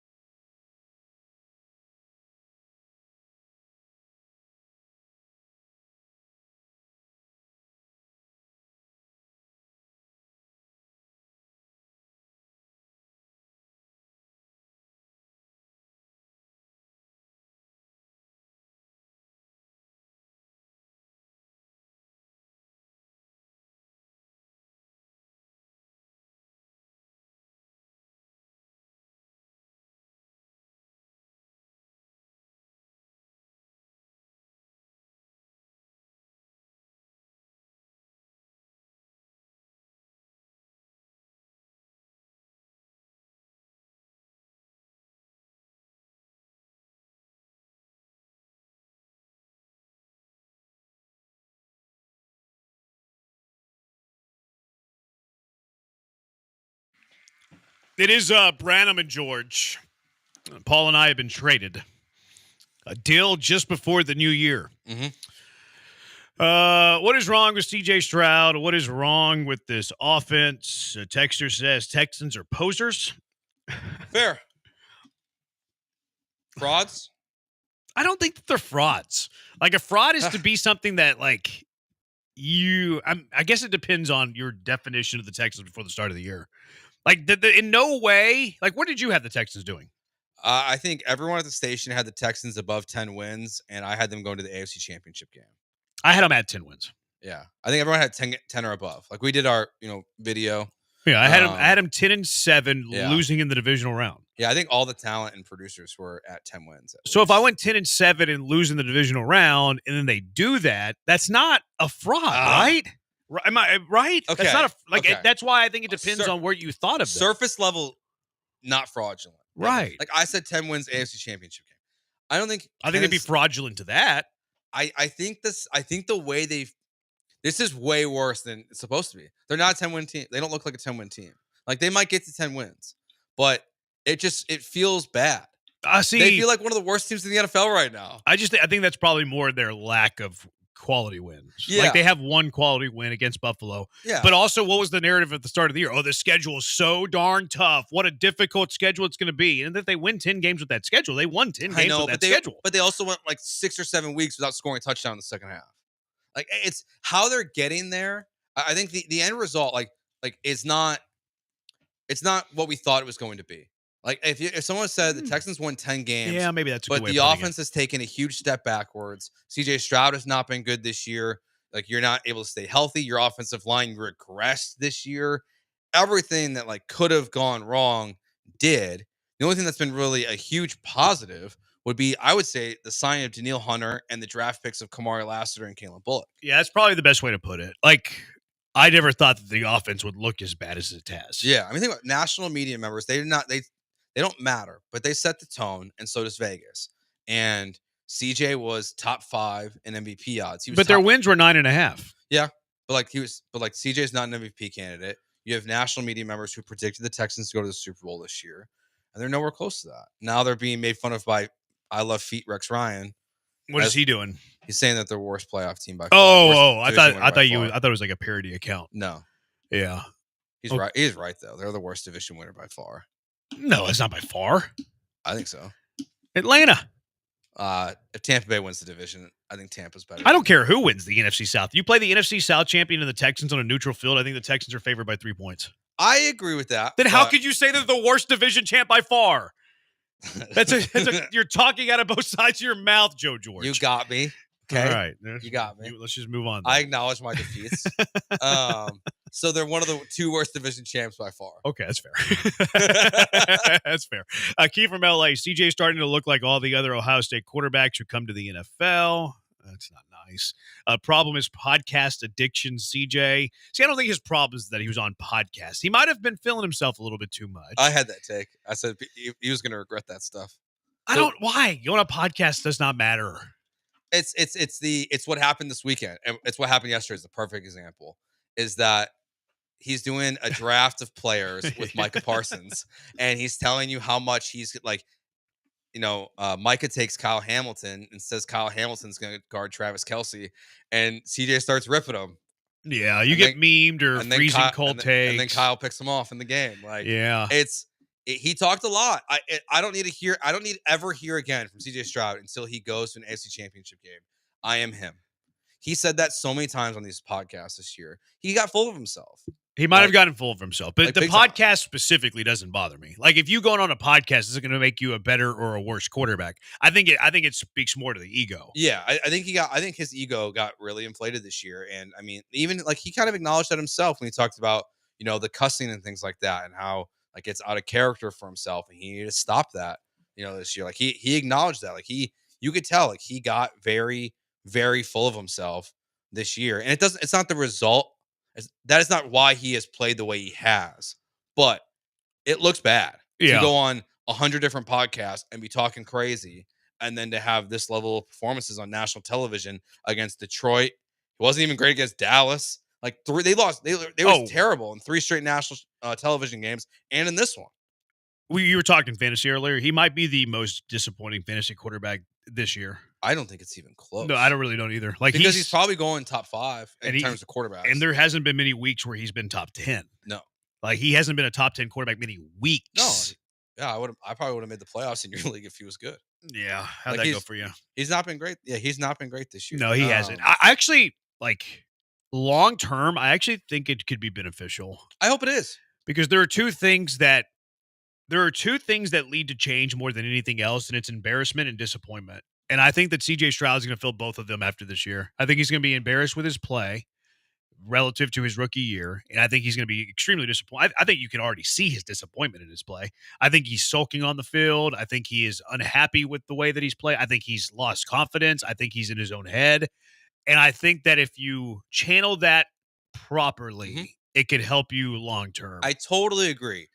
We'll find out like how mentally tough CJ is. Yep. I mean, the throws and everything are not great outside the numbers. I mean, it really, without being Sam Darnold and verbally saying he's seeing ghosts, CJ is seeing ghosts out there, man. He is scared.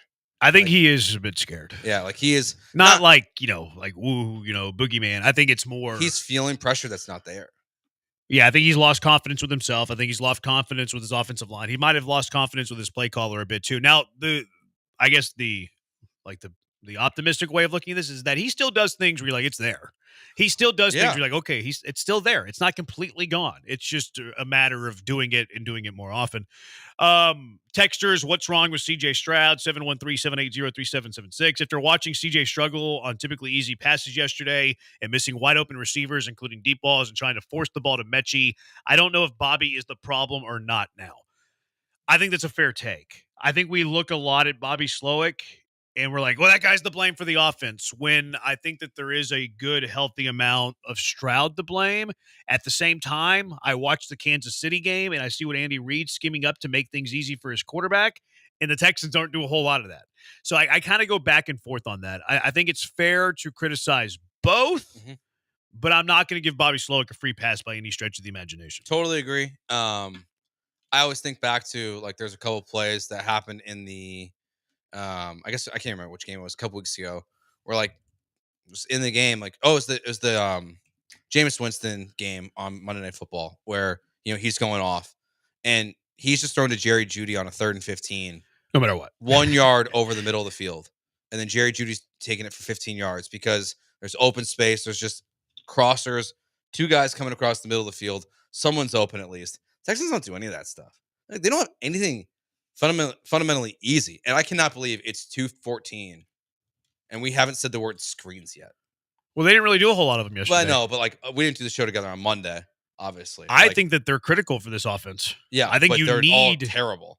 They were against Kansas City. I think Yeah. Kansas City was sitting on them. I also felt like they were very close to being explosive plays, but they weren't executed well. Like one time it was CJ Stroud throwing a high ball to Nico Collins. Like you can't allow your receiver to leave his feet on a screen, because those screens are all about timing.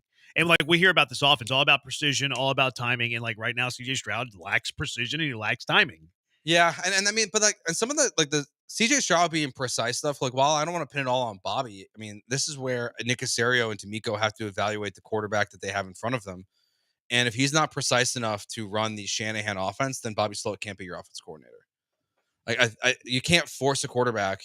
But can he be precise enough to throw screens? Like, you're not asking much for your own quarterback. No, I know, but like, it's been so bad this year in some of like the Shanahan style stuff, and so I also have this theory that there's 2 versions of the Shanahan offense that we have right now.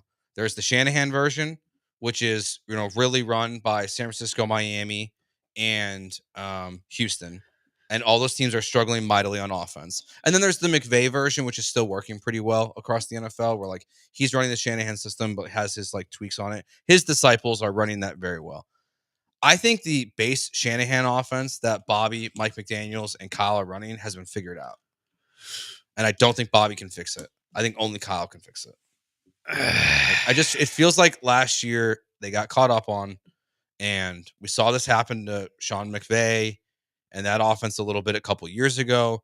It just feels like teams have caught on. Yeah, the other 2 teams you mentioned have had major injuries, though. San Francisco not having That's Christian true. McCaffrey. They lose Ayuk early. Debo's missed a few games. Miami didn't have Tua for a good amount of time. You look at the games that Tua's played, their offense has been good. So I don't know if I'm willing to go that far. And also, like, the Shanahan offense is like the easiest offense for a quarterback. So, like, if you're going to a different offense, now you're making it a more difficult offense. Yeah, that's true. And then people, like, I've seen like the response to like fire Bobby Slowick is, well, can CJ Stroud learn a new offense? Yes, he can. We don't have any, like, You said low S2E earlier. I know I did, but we have had nothing come out about CJ Stroud not knowing the offense. You can't call it coverage. Or is he not supposed to call coverage? Why is he not supposed to call coverage? Probably because he can't.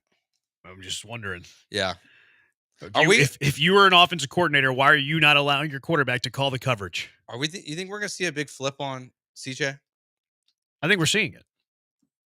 I don't think the fans are there yet. No, not locally. I think I we're know seeing they were it. booing him. But There's nationally, it's happening, and I think you're starting to see more of it locally. Yeah, I think there is some momentum going that way. Yeah, I mean, the fact that like we're getting at least it's one text message, but I mean, the fact that people are like asking for Davis Mills is blowing my mind.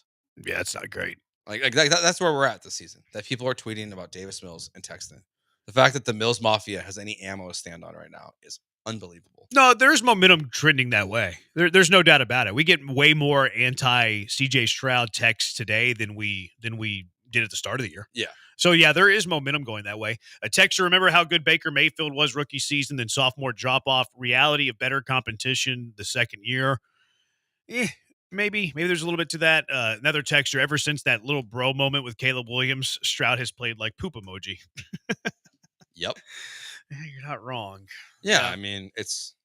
Aside from Stroud, though, like this offense frustrates me because it's sloppy. Like we talked about earlier. Yes. Like it doesn't seem like it's a very good operation.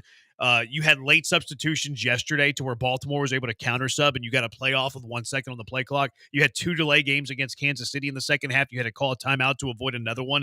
The timing is off. Nothing is easy. Like it's not only like it's the entire operation. The entire operation right now feels awful. Like this offense is very difficult to watch right now. Yeah, and that's really like that's not getting fixed this year. Like, that is an off-season problem. That if for sure, assuming Bobby's back, like they cannot fix that. I mean, and that's what's so strange. Is like do you ever feel like it was anything like this last year? No, and it's the same offense. Well, why were you anti-Slowick last year? Because of the most of the play calling design on like 4th and short, 3rd and short, goal line conversions, where like he tried to get too creative, and it would just be disastrous play calls, and sometimes just didn't do the little things well. But I don't ever feel like it was like the operation of the offense that was the problem last year. Like it feels like they're struggling to get plays off. Yeah, it's rudimentary stuff. Rudimentary stuff. I feel like Slowick's a pretty good game planner. I don't feel like he's a very good game. How do I want to say this? Adjuster? Yeah, game adjuster. Yeah, he can't score in the second half. Like, I feel like his vibes are bad. Yeah. Like he's got bad feel. You know what I mean? I think it's just like at this point, like it's broken. No, it's a poker player who like, he knows like what you're supposed to do. Yeah. But then he has a terrible, terrible feel of like what his opponent has. Yeah. I think that's what Slowick is. Yeah, I think he's like binary Bobby. Probably not the way to say that in 2024. But he's very like this or that. And it's like you throw a wrinkle at him. He's like, discombobulates. But that's kind of my like view on the Shanahan offense. It just seems like when it breaks down, it just breaks down poorly. I feel like you're being too critical of the Shanahan offense. And I know that that's going around. And yes, the proof that you have is good proof. I just can't imagine that Kyle Shanahan next year isn't going to have a very good offense. It's Kyle Shanahan. I didn't say Kyle Shanahan wouldn't. Yeah, you might be right about that. It's Bobby and Mike. Yeah, you might be right Mike about Daniel. That. Let's have that Slowick conversation because like there has been get rid of Slowick. You mentioned earlier. I saw Lance tweet yesterday. There's no way that they get rid of Bobby Slowick. What are the odds of that? And how bad do you want that? 713-780-3776. It is Branham and George, new midday show on ESPN 97.5 and ESPN 92.5.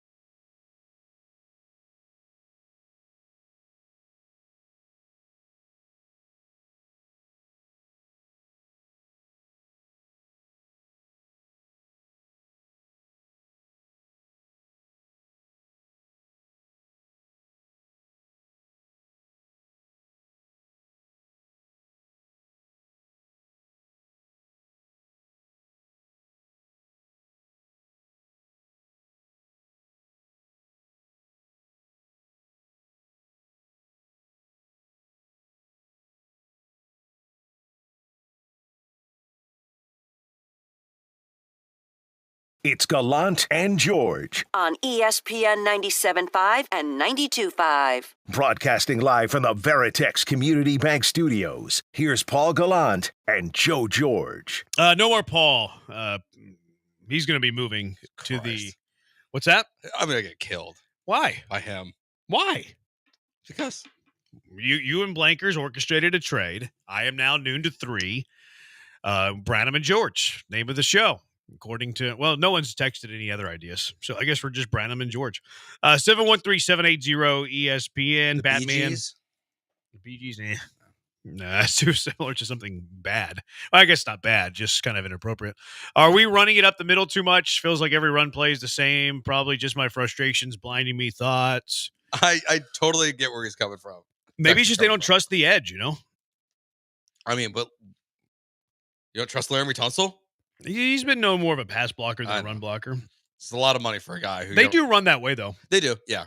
Like, remember that credit? Was it a 4th down conversion or was it 3rd and short against Kansas City where Joe Mixon made like 2 double cuts on 2 different defenders? I think it was 3rd and short. That was to the left side, Yeah. although he didn't get much blocking because he had to make 2 guys miss in the backfield. So, that part of it. Yeah, I thought the Chiefs game was interesting when Fisher got hurt and they left Titus in at left guard. And it was only for a couple plays, but I thought like immediately as soon as Fisher got hurt, they would move Titus back to right tackle. That's like, But then they just left him there at left guard. That's like a game week thing. Because remember that happened last year in that Broker guy? Was it Broker? Oh, yeah. They just kept him at right tackle instead of making the obvious move to put him at guard. So and then strange. Move someone else. It might have been Titus. I No, think- Fant. It might have been Fant. You're right. It was like they kept Fant at guard. It was before Titus came back. And then like Stroud got hammered. Yeah. Like, and the guy didn't even touch the rusher. It's like they make these really weird things. Do you think is that the offensive line coach's decision? In the Yeah, moment, you probably. think? Yeah, probably. He can go. Yeah, probably. Because like if there's a guy that goes down, usually it's the position coach. Hey, go get in there. But also, like if you want to get really deep on this really kind of weird conversation, how are you not having those meetings throughout the week? Like, how are you not like going through every starter? If I was a head coach in the NFL, and I have to imagine this happens, I can't imagine they don't do this. And if they don't do this, I think it's a major issue. How do you not sit down with your offensive staff, defensive staff, the position, whatever, and you're going through each starter? Okay, if Laramie gets hurt, what is our plan? Mm-hmm. If Titus gets hurt, what is our plan? And you might even be doing these like double prong things. Okay, what if Laramie gets hurt and Titus gets hurt? And you go through every single position. Like that's their job. And I imagine they're doing this. No, but I have to imagine they're doing this. Okay, but they told us for weeks that like one of D'Amico's quotes, the one that pissed me off the most this season, sorry to kind of make me question him just a little bit, was when he brought up the fact that the Texans had 6 wins with Kenyon Green as the left guard. That pissed me off because it's such a dumb thing to say. Like, yeah, he was Who our said left. that? D'Amico did. He said we have 6 wins with Kenyon Green as our left guard. That's weird. Exactly. Also, like, why do you know that? No, it was at the time.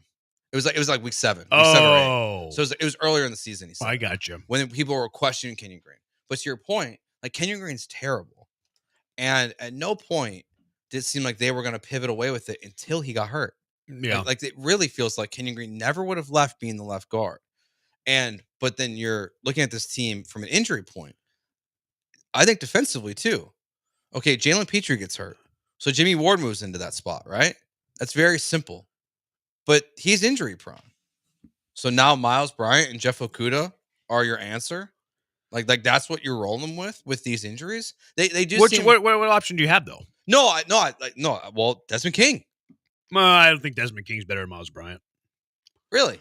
I mean, they made the priority to go sign Miles Bryant when they could have brought King back. They kept Bryant on the initial 53, didn't they? Or was he on the practice squad? I can't remember. But they always had Bryant a spot above King ever since they re-signed him, or ever since they signed him in the offseason. I thought King did a good job last year when he filled into the nickel role last year. So I guess I'm higher on him than clearly the Texans are. And Bryant was a Patriot. Like Casario brought him over from his New England days. Yeah, but I think to your point, like it seems like they don't have a plan during the week in the game. Yeah, when someone goes down, like what they're.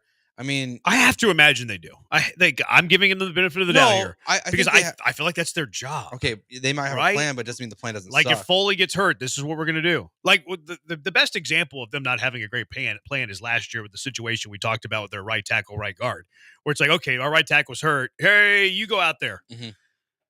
Like that stuff you should have beforehand. And you should have that beforehand. Yeah, and that's where it's just that goes back to like the function of the offense of the team just seems poor. Like, So you ready to move on from Slowick? Because Lance had the tweet yesterday. He was in somebody's comments. I think somebody asked him, ready to move on from Slowick. Yeah, Lance in a tweet. This has been a long run of mediocrity for the Texans, blah, blah, blah, blah.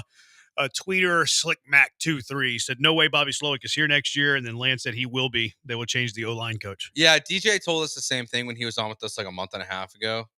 You have a couple people that are pretty adamant that, like, I would trust Lance Zierlein and DJ Bieniemy pretty confidently if they think Bobby Slowick's going to be back. I think that's a mistake, personally. The offense is not running properly, and I don't typically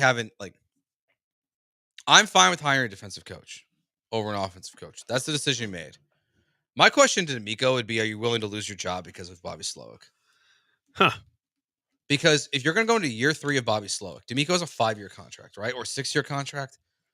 Let's assume it's 6 years. 6 years from now. You're going to spend 50% of it with Bobby Slowick, who went from hot coaching candidate to disaster. I mean, like, what? Why? Like, you really want to risk your career on this guy? Like, your one opportunity to be a head coach? They're boys. Like, they knew each other from San Fran. Yeah, that's the problem. Like, you can't be so buddy-buddy with everybody.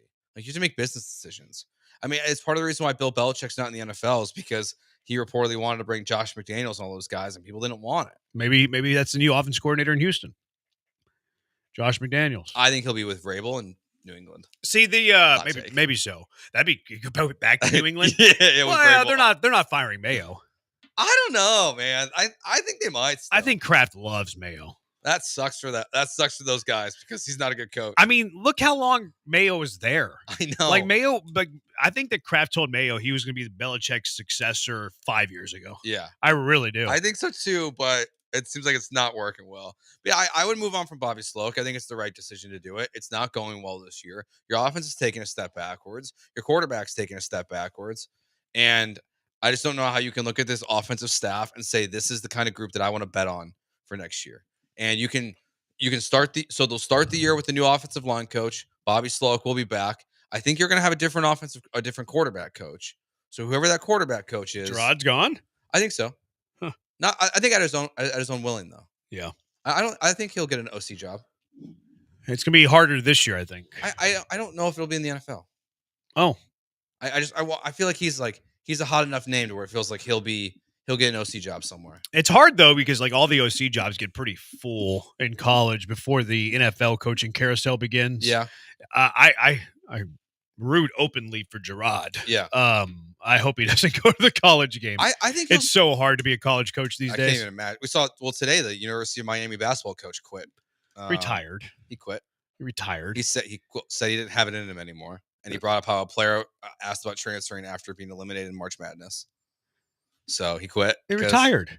He quit. All these old school coaches retired because they Quitters. don't like the new landscape of college athletics. Yes. Like it all started with Roy Williams, Coach K. It was the Villanova coaches escaping Jay me. Wright. Jay Wright, Roy Williams, Coach K, Saban. Yep. And then Bill Belichick's going in. Yeah, it's funny. I think I saw like there's been like 20 national championships won by the ACC that have now retired. That's crazy. In the last like 5 years because of all these coaches. Coach K and Roy Williams have a bunch of them. Yeah. Larinaga. Oh, Boeheim. He didn't have one, does he? No, but Boeheim retired too. Boeheim and then Well, he kind of got pushed out, but Tony Bennett. Yeah, Tony Bennett. Yeah, Tony Bennett had one in the ACC. Tony, it's tough landscape nowadays. I don't really bang the drum too much on firing coaches unless it's just like flat out incompetence. Like when it was David Culley, okay, I'm banging the drum. I can see that flat out incompetence. Slowick confuses me because he was fine last year. Like Slowick was fine last year. And I think that it's like a holistic issue, not just Slowick, but then Slowick is also the head of that snake. So where I'm currently at is I just want to see something new because I feel like the state of the offense and really just like the flow is so bad. Yeah. Like the flow is so bad right now that I want to see just wholesale changes. That's where I'm at. No, I'm with you. But I think realistically what we'll get is an offensive line change, offensive line coach change. And then if Gerard were to get a job somewhere else, which if I were him personally, I would want a job somewhere else, even if it's a lateral move. Because because I'm just not sure Bobby Sloak's the guy I want to bank my career on. Yeah, but it was so weird because like at the end of last season, it was CJ Stroud's a perfect guy to bank your career on. No, CJ is. Bobby's not. They go hand in hand currently. I know, but I'm just not. You have a guy come in, he has 1 year of success as a play caller, his first year ever, and then in year 2, it feels like he has no idea how to answer when everyone knows the answers to the test. Yeah. Everyone knows the book on Bobby, and it's been a disaster this year. I mean, it's not the Ravens game. It's all the weeks in a row in which you can't score a touchdown in the second half, which your offense is incompetent. Yeah, I'm ready to move on. Yeah, I'm ready to move, and I'm usually not fire the guy drum. Unfortunately, I think they won't. I don't think that they will either. Now, if they did, I want a former NFL head coach that has tons of OC experience. That's where I'm at on that. I don't want a name in mind. No, I'd have to look at the list, but like I wouldn't hate McDaniels actually. He'd be somebody that I would look at. I've always wanted Mike McDaniel to be fired and then he'd be the next OC of the Texans.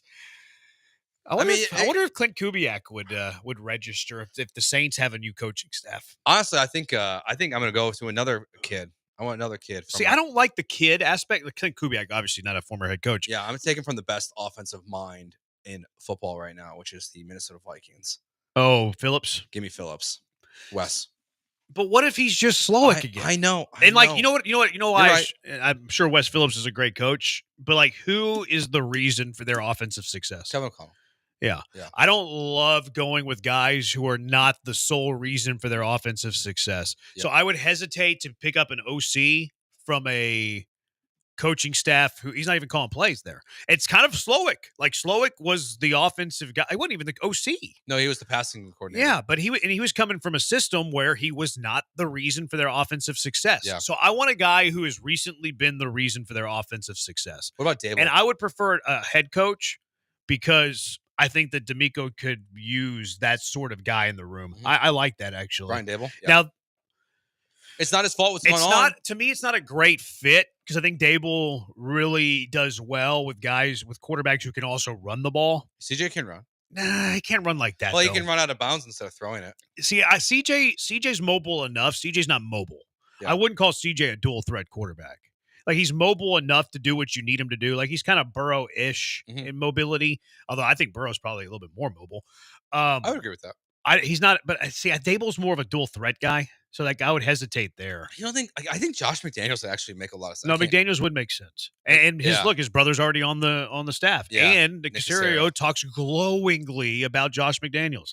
As someone who has listened to every Texan soundbite for the last 7 years or whatever, Nick Caserio holds Josh McDaniels in high regard, which was also always very weird that he never went after Patriot assistants. Mm-hmm. I think he and Belichick had a handshake agreement, or maybe Kraft. Yeah, I think they did too. And now I wonder, it's like that's where like who's calling the shots? Is it D'Amico or is it Nick Caserio? See, I think with the staff, I think it'd be D'Amico. Yeah. I really do. I mean, hopefully they're together. Like there's a togetherness. Well, of this. I think they have a healthy relationship. Yeah, I really do. Yeah, but see, like I'll never like. I know he's out of the game. Now he's the general manager of North Carolina football. I don't think I'll never like fully with the way things have been going and gone. Never be able to get out of my mind the report from Mike Lombardi that Nick Caserio was getting fired after the draft. Was it fired? He was moving on. He was leaving the Texans organization or moving out of the GM role, and they were going to bring in Adam Peters. Remember, that was the rumor that was. Yeah, I do remember that. It was very wrong, right? But like, it was they were going to draft C.J. Stroud and Will Anderson. And they were going to move on from Nick Caserio. It never made sense. But it always wonders, like, if D'Amico has the power, and I'm assuming he has all the power. The Texans are an organization in which one person has the power. Like one person has the power, and they kind of run everything. We've seen them do that time and time again. Whether it was Kubiak. And then it was Rick Smith, and then Bill O'Brien, and then Easterby, and then it was Caserio. But it's different. It's different people now, though. But I just want with D'Amico, like it was Bob, and now it's Cal. Yeah, but like Hannah. If D'Amico wanted a 49ers GM, don't you think he would get it? I think D'Amico has more power than Nick. Yeah, but I mean, Josh McDaniels would make a lot of sense if they're going to be making a new OC. I wouldn't hate it. No, I wouldn't hate it. There's some names out there that I wouldn't. I'm sure that we'll see a list eventually or come up with our own list. How would you feel about Gary Kubiak? I think it'd be a fun idea. I just don't. You think he's still interested in the game? We had him on the our show. That's right. He said never say never. I mean, it would make a lot of sense for CJ and this offense and for D'Amico. See, if they did something like that, I think I would want Clint Kubiak and then Gary to be like the QB coach. Kind of like what they have with Tennessee, where the new Callahan's the head coach and then his dad's the O-line coach. Well, maybe his dad can be the new O-line coach here. Do you think he's capable of that? Or maybe he's the quarterback coach? They both could be here this offseason if they make a change. You think Tennessee makes a change? No. Paul's convinced. That they make a change? Yeah. Why? Of how things have gone this year. They beat Houston in Houston. And that's really that's their Super Bowl.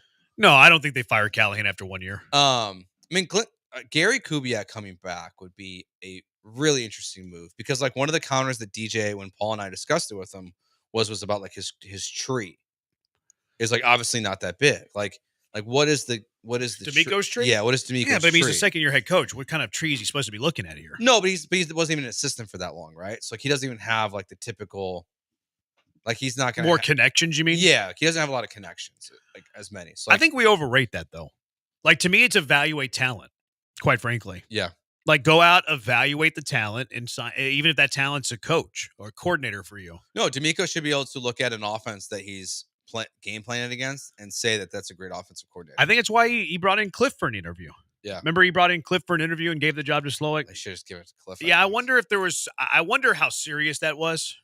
Like maybe it was kind of like helping each other out. Mm-hmm. Like, hey, Cliff calling up D'Amico, hey, give me an interview. That way I can get my name back out there.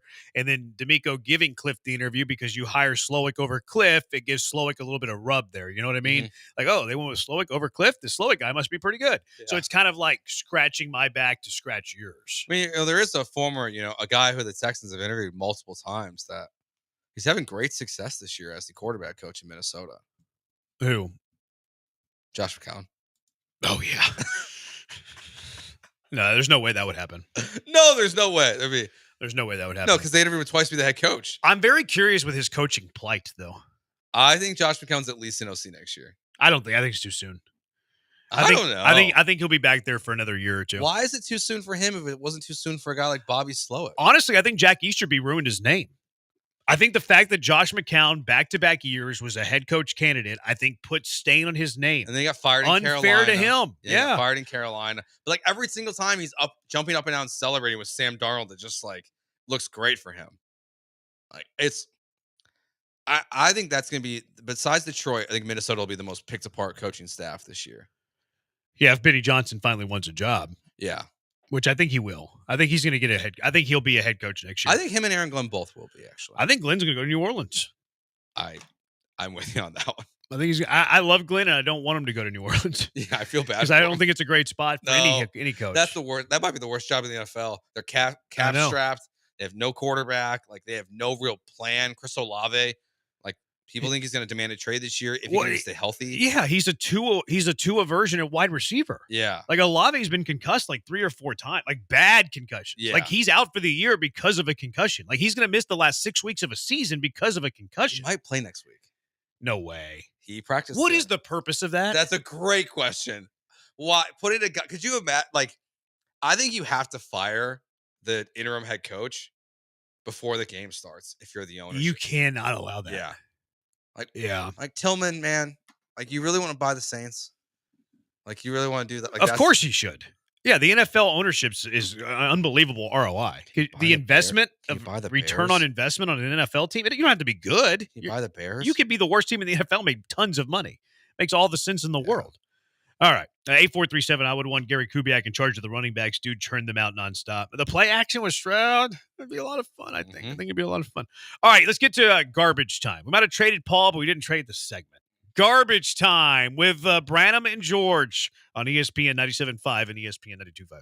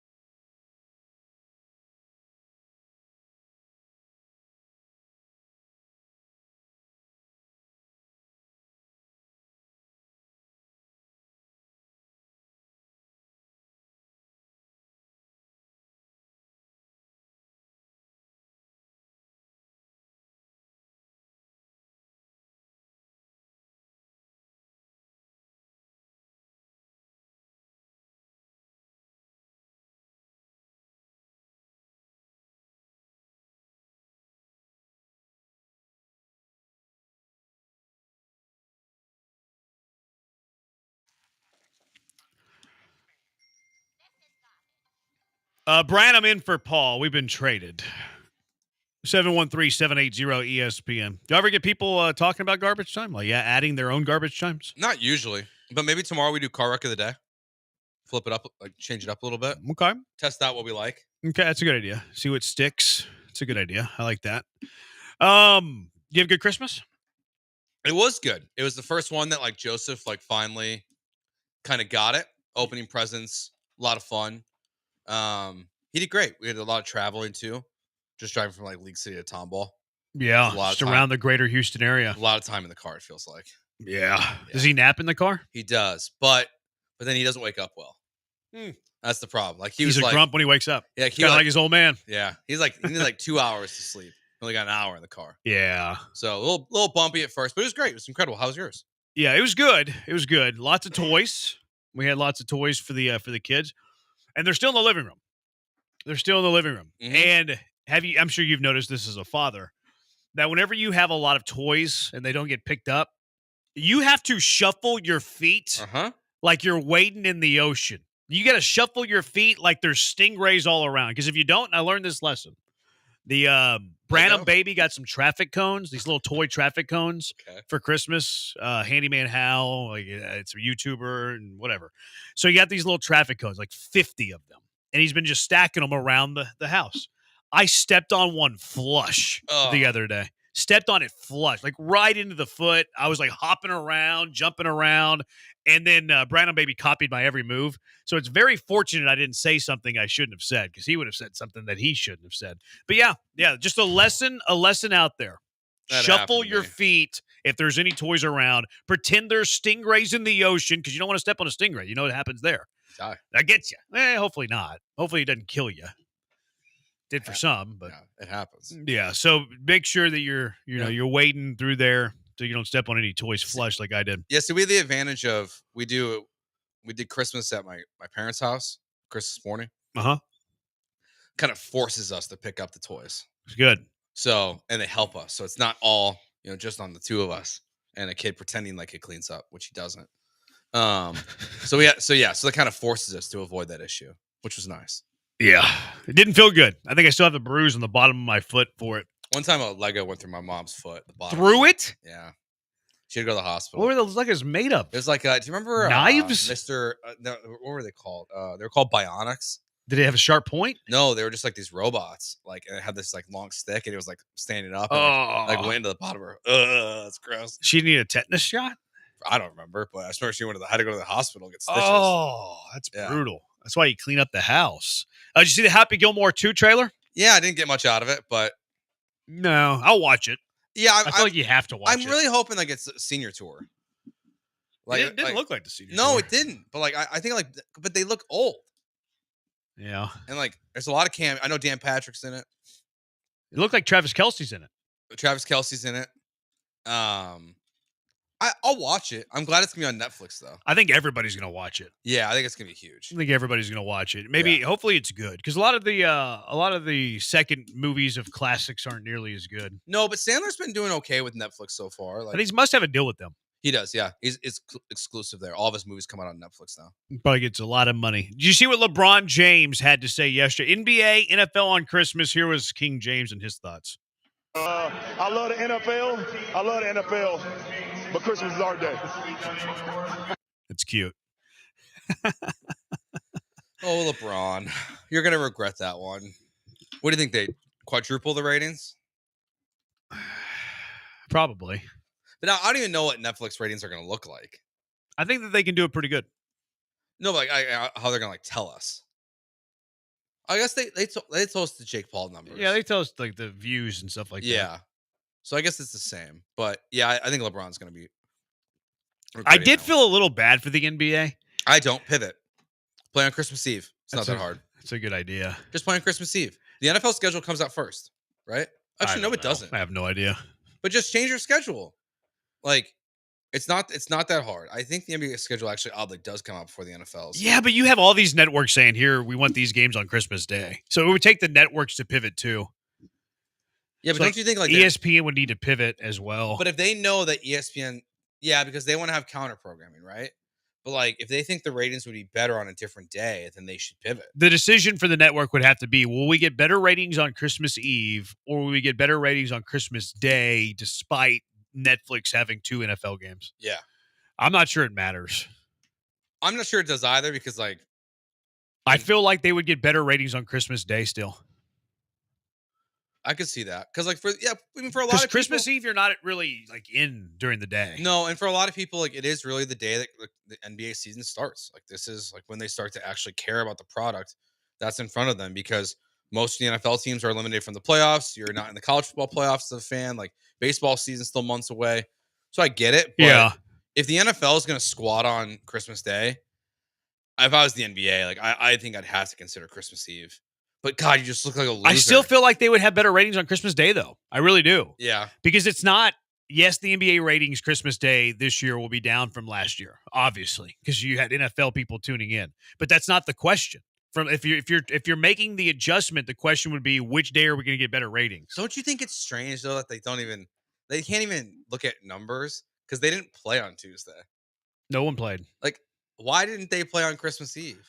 Like, you're telling me, like, there's no NFL. You don't have to celebrate it. There was nothing on that day. Yeah, either. like, you don't have to celebrate the way you celebrate Christmas Day. But, like, how are the Rockets not on TNT? Yeah. When there's no competition on the day before? Like, that's why I think the NBA is just. They could have done one of those so little lost. 6 p.m., 9 p.m. doubleheaders. Yeah, just give me 2 games. Yeah, get a little Eastern Conference team that's not playing on Christmas. Yeah. Western Conference team that's not playing on Christmas. Yeah.